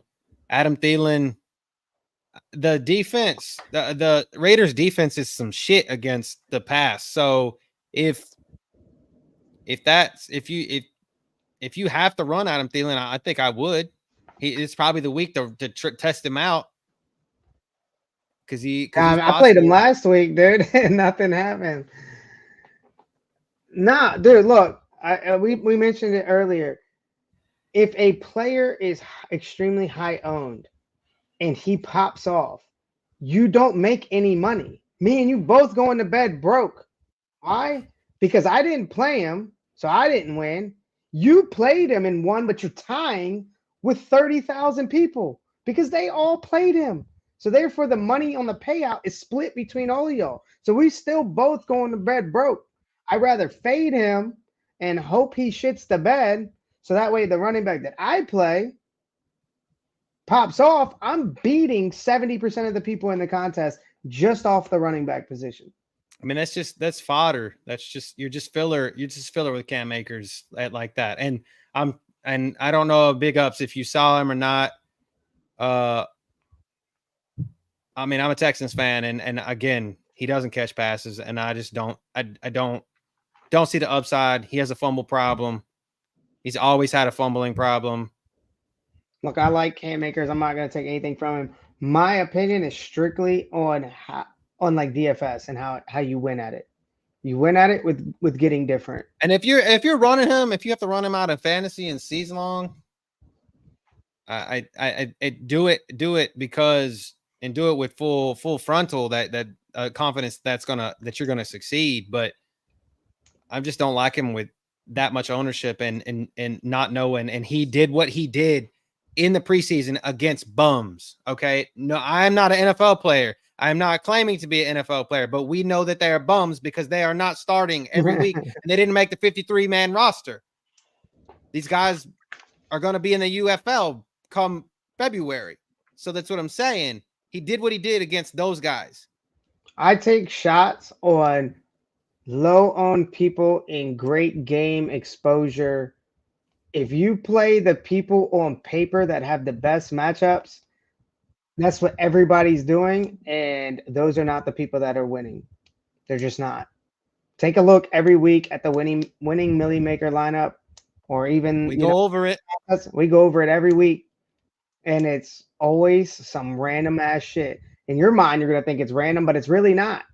It's taking a shot on lower owned players who have the same potential breakout as the guy that you're mentioning on paper. Everybody went to sleep on Marvin Harrison Jr. last week, and he was less than 4% owned. And he was in a Millie Maker lineup. Yep. He's a household. It was a first-round pick. I'm not taking that from him. But these guys that are sub 5% owned are the ones that are gonna get you wins. DeAndre Swift's gonna outscore Cam Akers tomorrow, and he's only 3% owned. Who did you say? DeAndre Swift. I think he wakes up tomorrow, but I don't know. I like that. I like the Colts defense. Well, the best thing about it is I'm not a millionaire. I don't win every tournament, so I could be wrong. The best thing about it is we're all gonna find out tomorrow. We're literally gonna find out. And you can come back here next week and be like, I told you so. Or you can come back here next week and be like, damn, these fucking dudes know what they're talking about. I mean, Literally. we've won tournaments. You taking third in the Big Millie tournament. Maker. You taking third in the Millie Maker.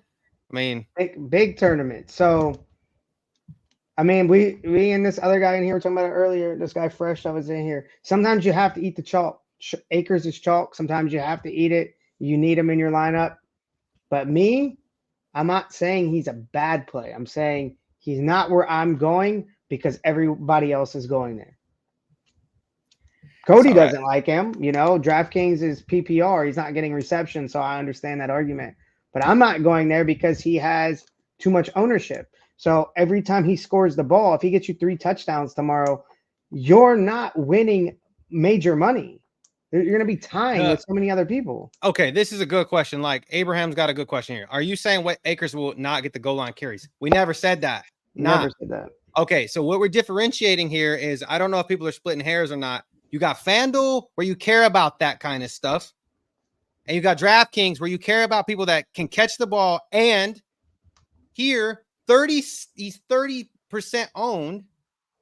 And everybody else, like Phil said before, he's 23% owned, excuse me. If 23%, almost a quarter of the population, put him in there and you score and he scores, you guys are all riding that train together. So the contest has like 1 out of every 4 of you are riding it together. 400,000 people in it. The contest is 400,000 people in it, and he's 25% owned. We never said it was a bad play on FanDuel. We said that he's a chalk play. He's a chalk play on FanDuel. He's a chalk play on DraftKings. He's a bad play on DraftKings, is what we said, because he doesn't catch the ball. DraftKings PPR, points per reception. You want a running back who's also getting passes. Why? Because you get 1 point every time they catch the ball. At 4K, he needs to get you 16 points on FanDuel and DraftKings for you to be having value for him. Can he get you that? Yes. If the contest is 400,000 people in it and he gets you that, you are tied with 100,000 other people. You go ahead and split 20 grand 100,000 ways. He does have to get 16 points. Bro, you need to understand daily fantasy sports to understand how to win. You need 4x value from every player on your team. If you make it there without one of them getting you 4x value, it's because somebody on your team maybe got like 6 or 7. But mathematically, each player on your team's got to get you 4 times their value. If he's 4K, he's got to get you 16 points. That's how you win the big contest. It's not, you know, if you're doing like a double up, like a $25 double up, and you're just trying to beat out half the crowd, you don't need 16 points. 2 to 3x's value is fine, and he can get you that all day. Plus, you're looking to play high-owned people in double ups. But if you're entering one of those contests on FanDuel that's like 10 cents, 25 cents, 50 cents, $1 that has fucking 800,000 people in it, 400,000 people in it, Akers is not your guy. And if you're playing him in that contest, I will bet you a side bet any kind of money you want that you don't win. He's not in the winning lineup. It's just not going to be. Well, it doesn't look like we're actually getting questions. We're just getting content. What's up, Jack? What's up? What's good, Jack? Dude, I like Thielen and Hubbard tomorrow, but they're, you know, they're contrarian plays. They're not good on paper plays.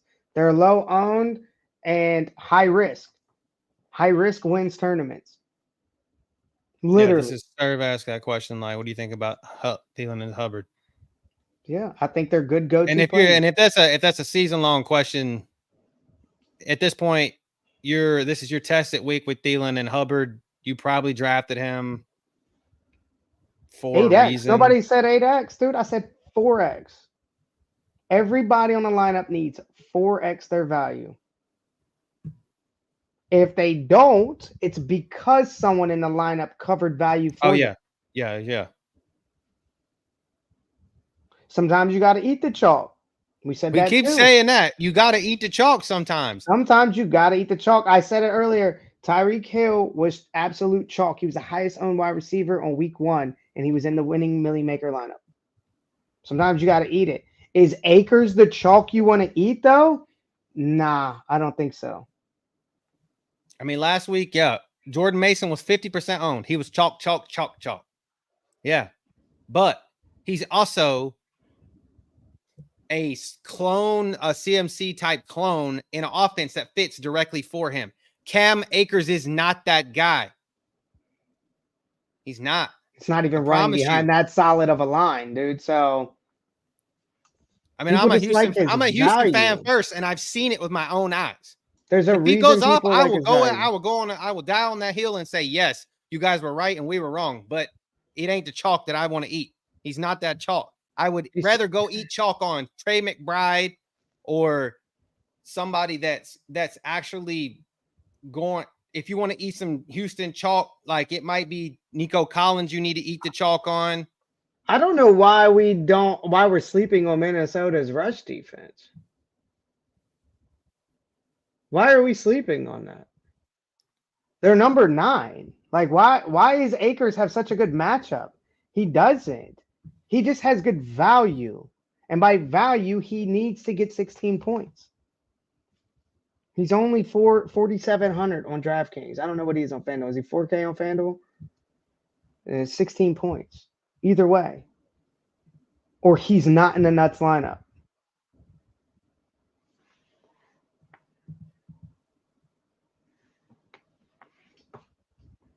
Cody's the biggest Houston fan I've ever known. He's the biggest Houston fan. I'm not a Cam Akers fan. I wasn't excited when he came here. Never been a Cam Akers fan. High ownership, and his projection is 14 points. He's projected to get 14. He needs to get you 16 to be in the winning lineup. Dude hasn't had over 2 touchdowns in his career, but once. What are the player props on him? In 2022, he had 7 touchdowns. Let's see what Vegas thinks. He's had over 11 receptions once that same season. I mean, I'm sorry, it's half people are over at FanDuel. Yes, we get it. Yes, touchdowns matter. But again, what we're trying to tell you is you're not going to be any different than anybody else if everybody's playing the same guy. That's what we're trying to tell you. If you want to play the same guy, please play the same guy. Follow the I think that's where they're mistaken. Like I said think they're saying 4 times. I don't think he's a bad player. I don't think he's. I don't think he's a bad player, but he's too high owned. That's what I'm trying to tell you. His estimated rush yards tomorrow are 57. That's from Vegas. His over-under is 57. So how many points is that on FanDuel? 5? It's 5 points. And then to score a touchdown, anytime he's minus 115. So like a 50% chance to score a touchdown. So he gets you 50 rushing yards and a touchdown, and he's got 11 points, 12 points. That's not value. Yeah, that's value to double your money. Like if you enter $1 and you finish making 2, there you go. Is he going to get you $100,000 in one game? 3 touchdowns in one game in 2022. Yeah, against a Denver defense. I get it. I don't know why we're sleeping on Minnesota's defense. I mean, that's what I'm wondering. I guess people just saw that what they're saying is they saw Jordan Mason against that same defense last week, and Jordan Mason was in the DraftKings. He's running behind an elite offensive line. You can't compare that. No, we're not saying they won't use him either. We're not saying that either. Not saying that at all. I'm just saying not in the pass game. Hell no, he's not getting used. I'll try to make this as clear as I can make it. For his ownership, I'm not playing him. Is it a possibility that he gets 4x value? Yes. If he gets you 4x value, does that mean that you're likely to win the tournament? No, because 100,000 people are going to be having the same person. That's why I rather hope he does bad and not play him. Yeah. Maybe that makes sense. I'm trying to I'm not separate saying he's myself bad. from everybody else. Exactly. I want to be different because I want to win. I can't win $1 million if 100,000 other people same lineup as me. Because that $1 million is going to get split by 25% of everybody. So you're only all getting that 100,000 people splitting $1 quarter. million, dude. That's not a lot of money. You can get different elsewhere, but you're coming in here playing the highest owned running back and telling me that it's a good play. Doesn't tell me that you're getting different elsewhere. Tells me that you're going to be running the same thing that everybody else is doing. What's up, Jermaine? Who's BTJ? Brian Thomas, Jacksonville. Okay. Okay, tough, so dude. that's a hard question. I like BTJ just for the simple fact of the matter is Trevor Lawrence is seeming to get him the ball. I am a little bit afraid of what's his name? The new quarterback there in Miami. Shit, what's his name? I done drawn a blank. Everybody got me. Skylar Thompson. He's been there before. I think that it's going to be a run game that Miami's going to need to run the ball more against Seattle. Dude, I'm not really touching that game. That's not one of the games that like we talked about favoring. We hit that game because there's a lot of injury questions and a lot of season-long players in that game, but it's an over-under of 43.5. So I don't really like that. We just talked about it. Experience wants us to favor high over-under games or teams with high point totals, and neither one of them are really it. I mean, San Francisco does have a pretty solid team over, but that's not really where I'm looking tomorrow. When you got like the Saints versus the Eagles, Detroit versus Arizona, those are games that are like projected to be lots of scoring, lots of fantasy value when that happens. So I'd rather have players in there, especially if they're not as high owned. So I think, Jermaine, depending on who your quarterback is, I still think that you probably get BTJ here because I don't know. Just really don't know what Skylar Thompson's with Jalen Waddle is.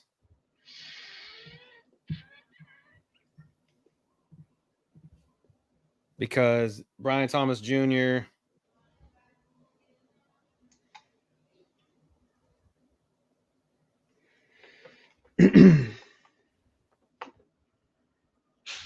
Four targets, 94 yards last week. And then after Tua went out of the game, literally the same amount of targets. And even when Tua was in the game, Watt only had 5. So I like BTJ, to be honest. I think Jacksonville is going to need that more, and the team total, the points don't look like it's going to be. I feel like that Miami and Seattle game is going to be a running game. I think that's where you need to get there. I personally would play Brian Thomas as opposed to Waddle. Kamara's 20% owned, third highest. He's under Cam, and he's in a much better game environment. Am I going to play him? Probably not. But he's in a much better game environment because I don't think he's going to get 4 TDs like he did last week. And his price tag is $7,500, so they have him priced too high for his value. He needs to get 4x, so he needs to get 28 to 32 points. Is he going to do that against the Eagles? I don't know. When you could go somewhere like Kamara, you can go somewhere hit with the other game what we just said, somebody a Detroit running back like Monty or Jahmyr Gibbs at cheaper. Okay. It's not just ownership either. It's game environment, it's matchup, it's team totals, it's all of that. Saints have scored 40-something points their last 2 games. Actually, their last 3 games, if you go back to last year. So we score points. Kamara at a high ownership is not that bad. He has a potential to get you his ownership at 20% is less than his, and he has a chance to get you that value, if not more. He The might this be chalk you have to eat. Cam Akers is not chalk you have to eat. I'm sorry. here, this question, I like Neighbors. 25 targets versus 9 over the past 2 games. It's just more opportunities to score. Shaheed may score, but Neighbors is going to get more catches than Shaheed. Who are they playing? Who's Neighbors playing? Giants are playing Browns? the Browns. Dude, I like Shaheed. Better game environment. I'm just saying, I think that it's a low scoring ball game. I just think Neighbors is going to get the catches more. That's my 2 cents. But because he's I mean, he had 18 targets last week.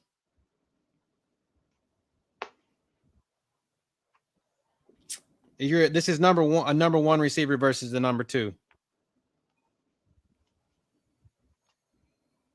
I think Neighbors. Phil thinks Shaheed, and that's a Saints bias question. I'm biased, but Shaheed has a better game environment this week. I mean, Giants are only projected to score 16 points. Nobody said that. Nobody said it wouldn't be a great game. I am a Texans fan. It's gonna be a great game. It's gonna be a great game. We're gonna kill the Vikings.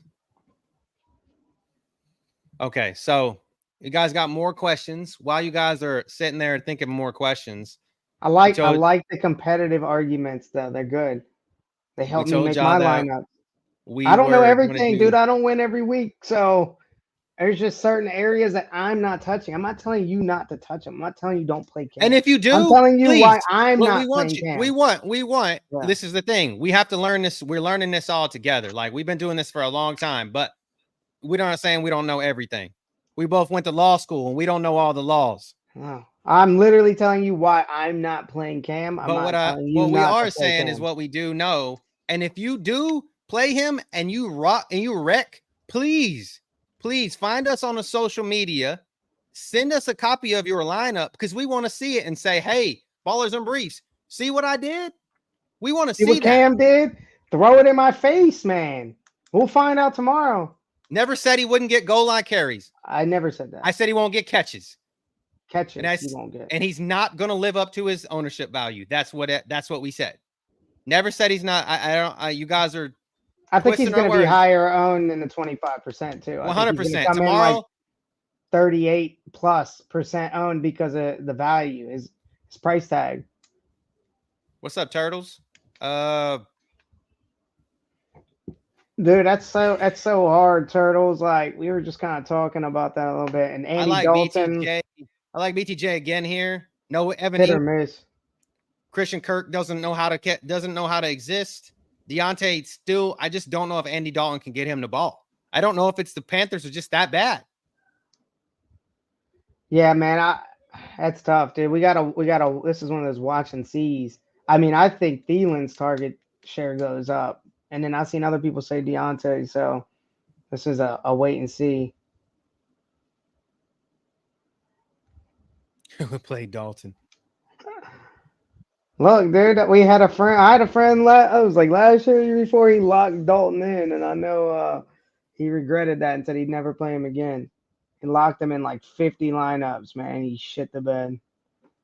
He's old, but last week he was wide open like 3 or 4 times, and Bryce Young couldn't even get him the ball. Like, it was bad, real bad.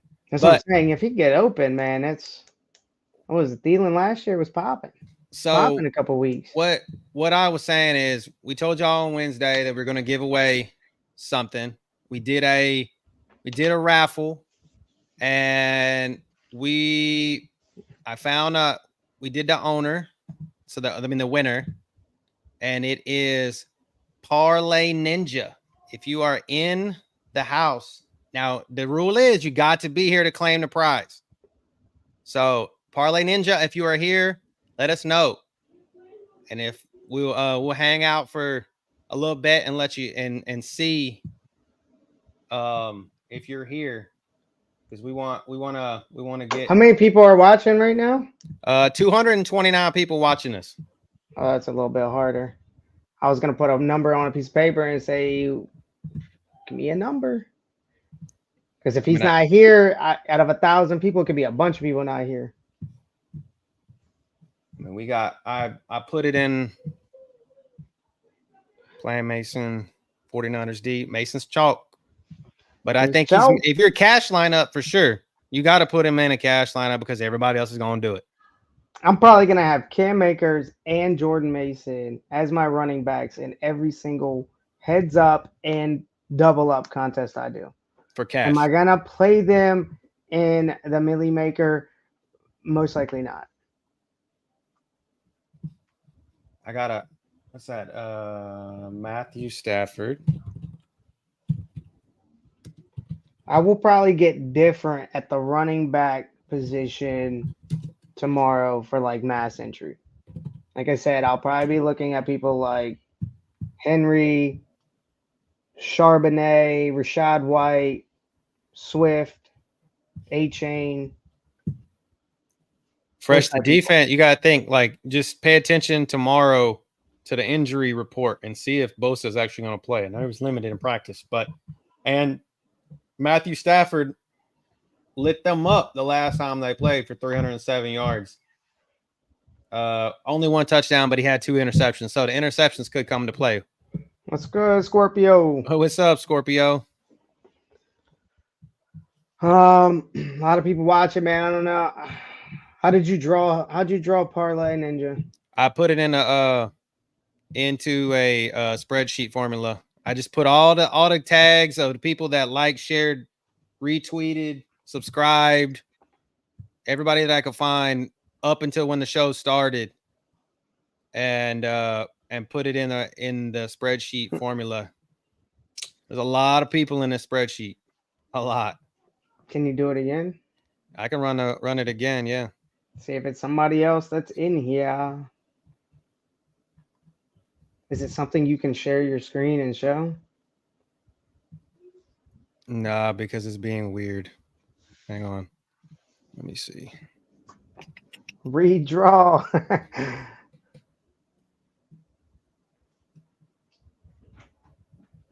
Shout out Baker, Lamar, Jaden Daniels this week. I like Lamar on that question. That's one of those games that's projected to be kind of high scoring, a big game environment. But I said earlier, if Lamar plays off of them losing. So if they're losing, you get a much better game out of Lamar. Dude will run 1,000 yards in a single game to not lose. But if they're winning, he like slows down and doesn't do much. So it's tough. I would just hope that like CD's torching them and Dallas is scoring, and then if that's happening, Lamar is gonna pop off. Okay, so I did it again. Let's see. Man, where'd it go? Totem Pole Network. Are you in the house? Let us know if you're in the house, because you were. I saw you like, share, and subscribe last week. Let's see. Let me see. I'm gonna put it on Twitter. Let's see if he's there.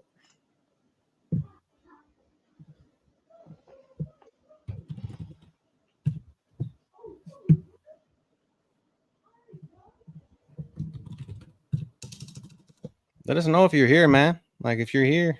You could probably get some good trades off having all 3 of them, Scorpio. Baker, Lamar, Jaden Daniels. Yeah, I told him Lamar. I mean, Baker's not bad either, though, this week. I'm running out Jaden Daniels because I have to. Just rushing. The rushing upside's always there. Lamar's rushing upside's always there. Hell, Baker even has some rushing upside to get into the end zone. So I like that. Let's see.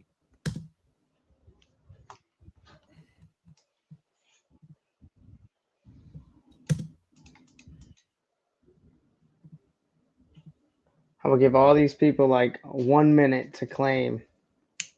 Because if they were watching, they would have responded. Yeah. I'm gonna set timers.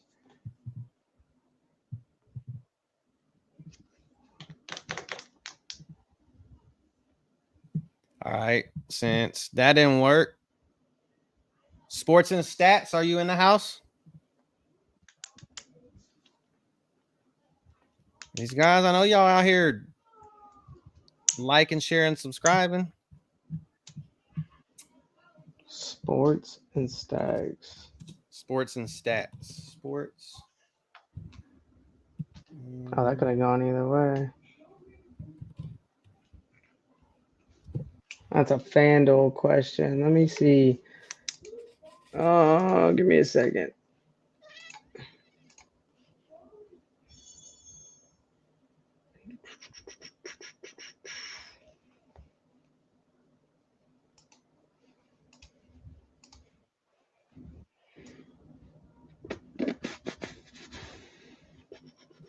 Kansas City.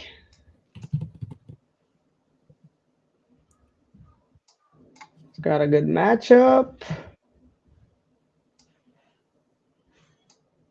Ownership is low.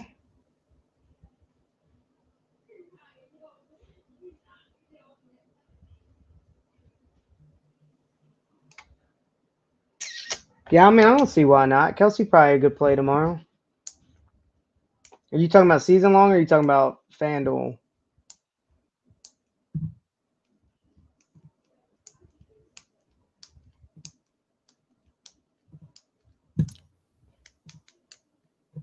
Who are your running backs, Scorpio? Call another one, Cody. All right. Well, I don't know if this is gonna work or not, because it doesn't seem like people want to do it. What about Blitz Sports Media? Are y'all in the house? Jefferson.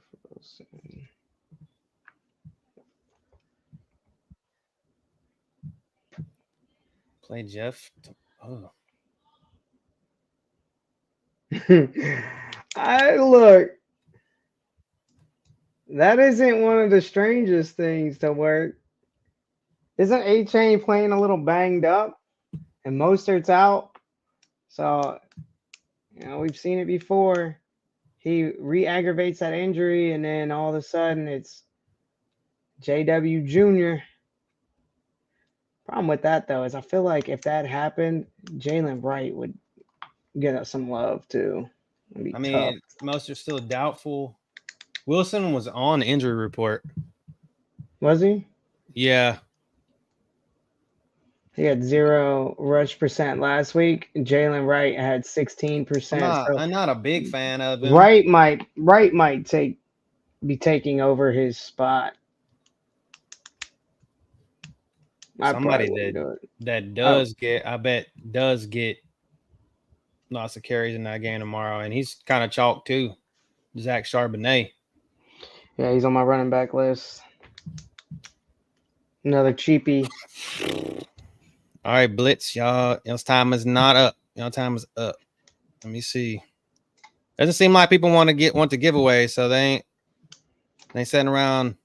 What's 1,000 people or more that you got on that list, and only 200 something watching? Miles Sanders.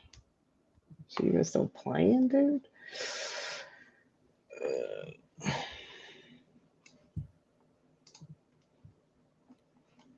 He ain't gonna be high owned. I know that.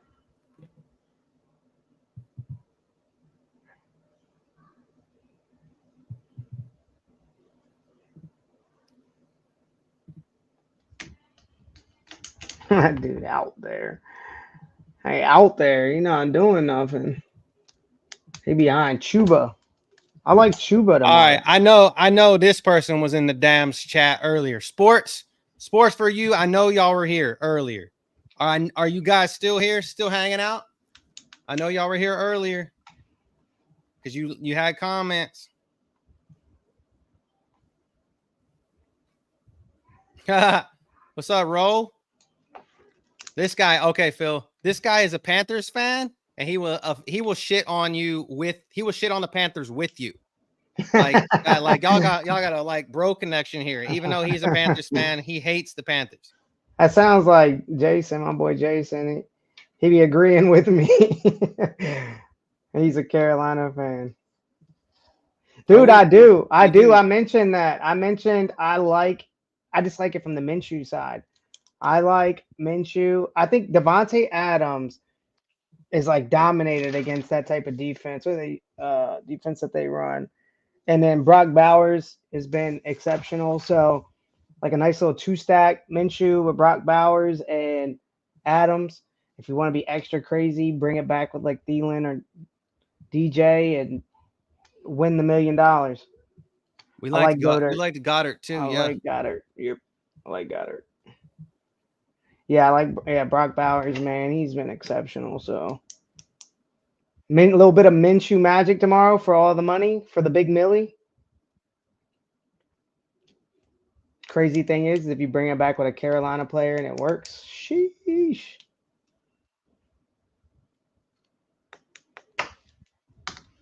I mean, if y'all are here, let us know, because I'm gonna pull a couple more, and if that guy's not here, I'm gonna just have to reach out to that person offline, because we don't run 2 hours. So, or just grab somebody that's active in the chat.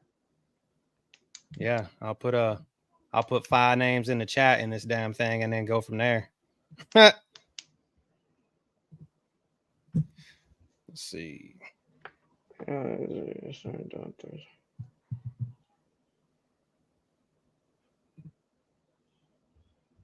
No, Andy Dalton is starting.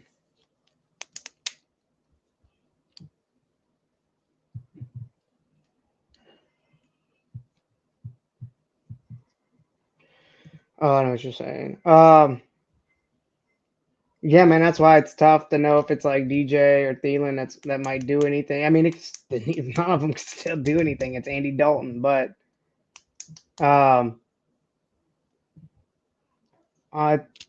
personally, that's why I said I personally like the Minshew side.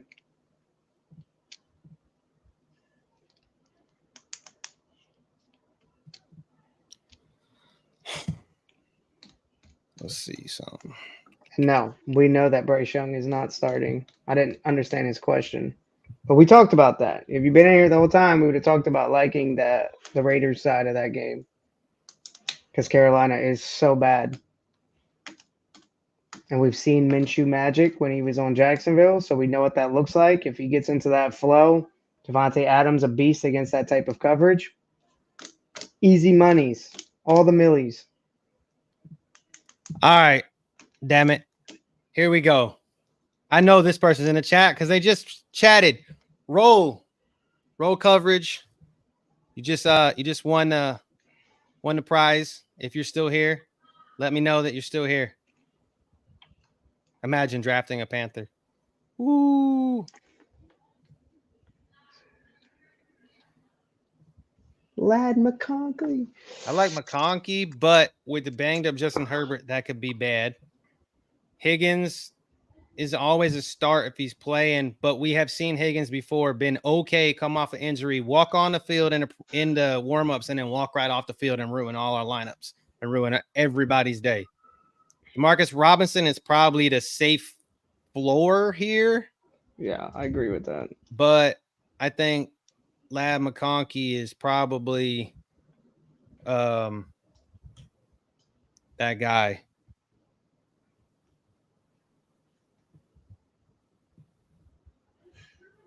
Oh, come on, Roll. I know you were just here, dude. He literally was just here. Like just here. Like a whole 5 minutes ago. There's so many injuries early this season that are just killing season-long lineups. All right. I'm gonna speed this process up.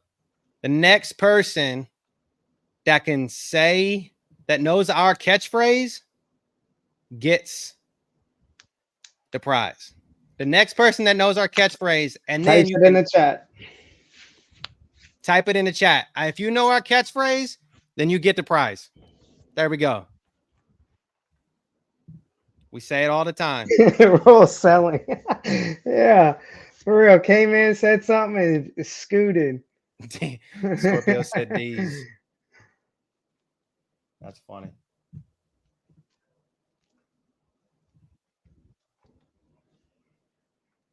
That's funny. That's funny.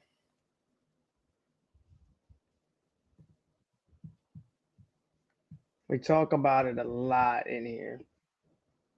I'll give Ball y'all a isn't brief. clue. You're getting I'll close. give y'all a clue. It's our strategy for winning DFS.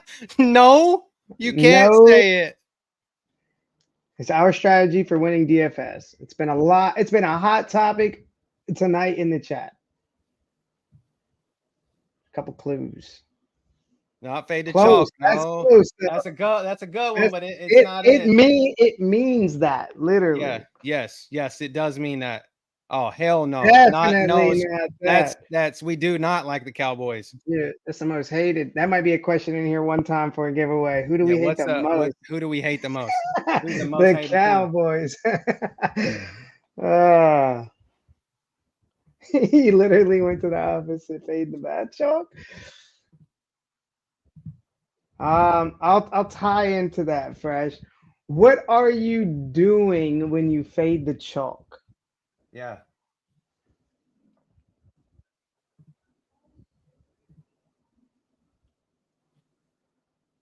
Oh, fade Acres. I didn't necessarily say fade Acres. I just think if you want to win the millie, you might have to. If you're There you go. There you go. You're getting close. You might as well give it to him for that. That's close. Just go. You go. If you're on. Oh, he's on. Damn. I was gonna say go. Just go. It's on the header. It's on the header of all our channels. Actually, it's not on the on. Oh yeah, it is. It's in the. It's in the bio. It's in the bio on YouTube and on the. He said it, man. He literally said it. I give it to Fresh. See you the next time. Go look in the bio. And if you're on Twitter, look in the banner. It's literally on it. And Fresh is pretty. There you go, Scorpio. I had to give the answer away. And just because you were that damn close, Fresh, I'll send you something. I'll send you something small too. Scorpio gets the prize, and Fresh, you get something too. Just because you drove the chat tonight, we'll give you something too. It's Get Different. Yes, it's literally on the Get shirt. Different. That's why, as you can see, I'm so opposed to Cam Akers. Goes against our whole motto here, is to get different. Yeah, we get you, and because shout out to the Stinger. Woo! There you go. We appreciate all of y'all though coming in, tuning in, watching, creating. And we will be doing conversation, more of these arguments. I love it's a competition now. Now I feel like we have to do better. We have to get different to make you to live up to what we need to say. I also feel like we got a little something extra to look forward to tomorrow rather than just our fantasy lineups. It's the beef between Cam Akers now. So, we have something else to look forward to. So, and Fresh and Scorpio, I know you guys are watching on YouTube. No matter the outcome, please follow us on social media so that we can keep up with you guys, because we on Facebook and on Twitter, and we're on Instagram, TikTok, that way so we can see that. So during the week, progression and stuff, because we love to keep up with you guys. Double it and give it to the Scorpio. Say double it. I can't double it and give it to the next person. I'll just it's an actual item. So he said double it. But yeah, even if Cam Akers shits the bed, don't not come in here because you think I'm gonna rub it in your face or anything like that. No, we want to know for real. So it's a little extra drama to look forward to now. So make sure you come back regardless if he shits the bed or pops off, and then you can rub it in my face. Yeah, we'll take that. And we are all for like saying, hey, we messed up. We didn't win. Whatever. Here's the Twitter link to everybody. And then the Linktree link is in the bio. That. You fucked the Twitter one up. What happened? Or is that what it is? What do you mean?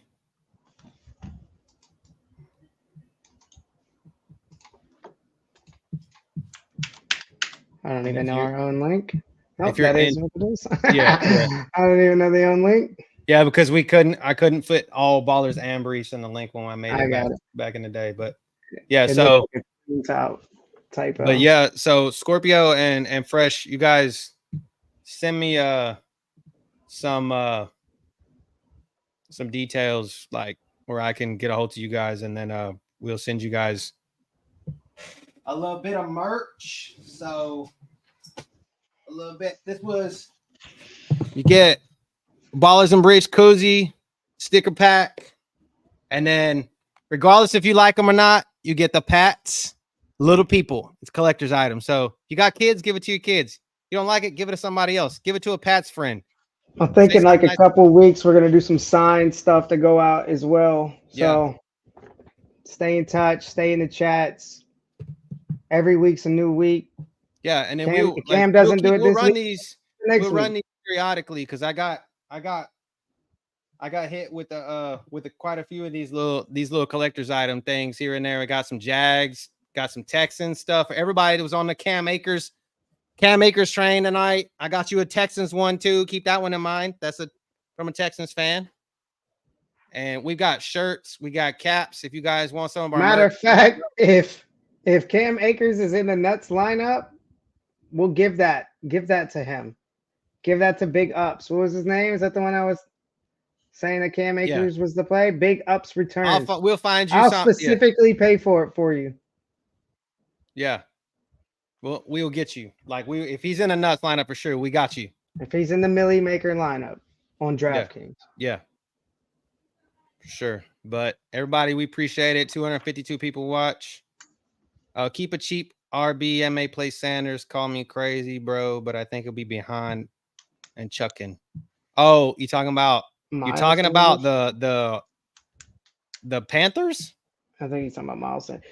I don't know, man. It's so hard to get behind Carolina because of how bad they've looked this year that I just rather look at the Oakland side. But it doesn't mean like that's getting different. It's definitely getting different. Massively different. If it fucking hits, I guarantee you ain't got nobody to worry about. Every time he scores, you're gonna climb chunks of money. The thing is, though, Chuba Hubbard's not that much. He's only $800 more than Sanders, and Sanders a lot is more ownership. 4%, right? So if you have a lot of chalk, that's a good way, to separate you from everybody. A lot of Dalton to Thielen and Adams coming back. Yeah, that's a good bring back. You looking at some get different plays, and this is because it's FanDuel. Look towards some of them Kansas City running backs. Carson Steele. Yeah, if you're on FanDuel, you got that extra game. You got that extra game. Look towards some Kansas City running backs like Carson Steele. I mean, because him and Samaje, he's done. He's broke. He's got a broken leg, so it's what I thought.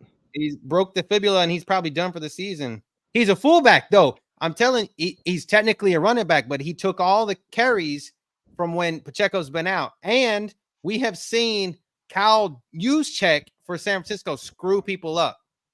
Ryan's a pass catcher. He's a third down back. So that's the thing. If this was a showdown and I'm on Sunday night and DraftKings, Ryan. Yes, Carson Steele on FanDuel because he's going to get goal line opportunities that everybody was riding on Cam Akers for. Correct. So there you go. There's a super get different play. And it's a nighttime game, so that they always tend to play different than the expectation. That's usually where you see the backup score and stuff because they advertise them. And somebody told me it's a long time ago, man. Them primetime games, they advertise players for trades. So all the way up until that trade deadline, the late games, the Monday games, in the Thursday night games, you'll see random ass like backup tight end score and backup running back score because they're advertising them for trades. Yeah, sure. Yeah, that's what I said. Steele's not. I'm just trying to. I think that if this game's a slow plotting ass game, I like Steele. I mean, if he's getting super late, like super duper, I will have him even in DraftKings, like in GPP for sure, because just for the simple fact of the matter is he might touch the end zone in the showdown. In FanDuel where you're running all day long and you need someone that's super duper finite, I just feel like he's more susceptible to get in the end zone late to kind of just punch it in. Was he was I don't know okay much in about him. college. He was okay, but he's just been like, he just seems to be one of those guys that Andy Reid likes, which is weird in a roundabout way. I mean, he played at UCLA and Ball State. 2% owned too. So where's the matchup? He had 3,000 rushing yards in his college career. 26 touchdowns rushing. So he had a 5.1 carry average for UCLA and 5.4 for Ball State. So take that what you will, but he had 1,500 rushing yards in 2022 as a running back in college. So it's not bad. Let's see if I can find something. And we ain't trying to we ain't trying to sway you to get from Akers, but it's the chalk. Like I said, is he chalk that it is worth eating? From what I just saw, it says it sounds like Steele's going to get the first reps at running back this week too. So sounds like he's starting with Samaje Perine. And like Cody said, the third down back, he might come in on third downs, and then Keontae Ingram back there as well. But yeah, we'll see how that goes. Guys, just keep us let us in the know. Let us know what y'all are doing. We appreciate it, and that we're gonna hang them up for tonight. Pay attention to the socials tomorrow. I'll try to get out as much injury information as I possibly can. And if you have last minute start and sits questions that you think, this injury report, let me know. Let us know. Facebook, everywhere, all of it. So I'll answer that last question real quick. And a quick way to get to all of our social media. They've been pretty good against the run, I'd say. They're pretty solid against the run. So keep that in mind too. But I don't think, like Cody was saying, he's going to be somebody that's getting you 80, 90 rushing yards. He's just going to be that guy that's great for FanDuel. Kelsey gets the ball down there. They're in the red zone, and he takes it in because he's a fullback, big body. Yeah. And he get you them touchdowns. Barkley had 95 yards against him last week. So, and we're not saying he's the same guy, but I'm saying 50 yards of that, 45. So, but anyways, fam, we are about to get out. And thank y'all for tuning in. We will see y'all on Wednesday. If you have questions between now and then, look for the waiver wire post on Tuesdays. Thanks, Fresh. We appreciate you. Appreciate the conversation. And like I said, Scorpio and Fresh, let us know how we can get in contact with you guys so y'all can get your prize. Good luck tomorrow as well. Make sure, I hope everybody wins. So that's what y'all win. We win. The millie. Yep. Y'all win. We win. So, all right, y'all. Talk to y'all guys later on. Peace.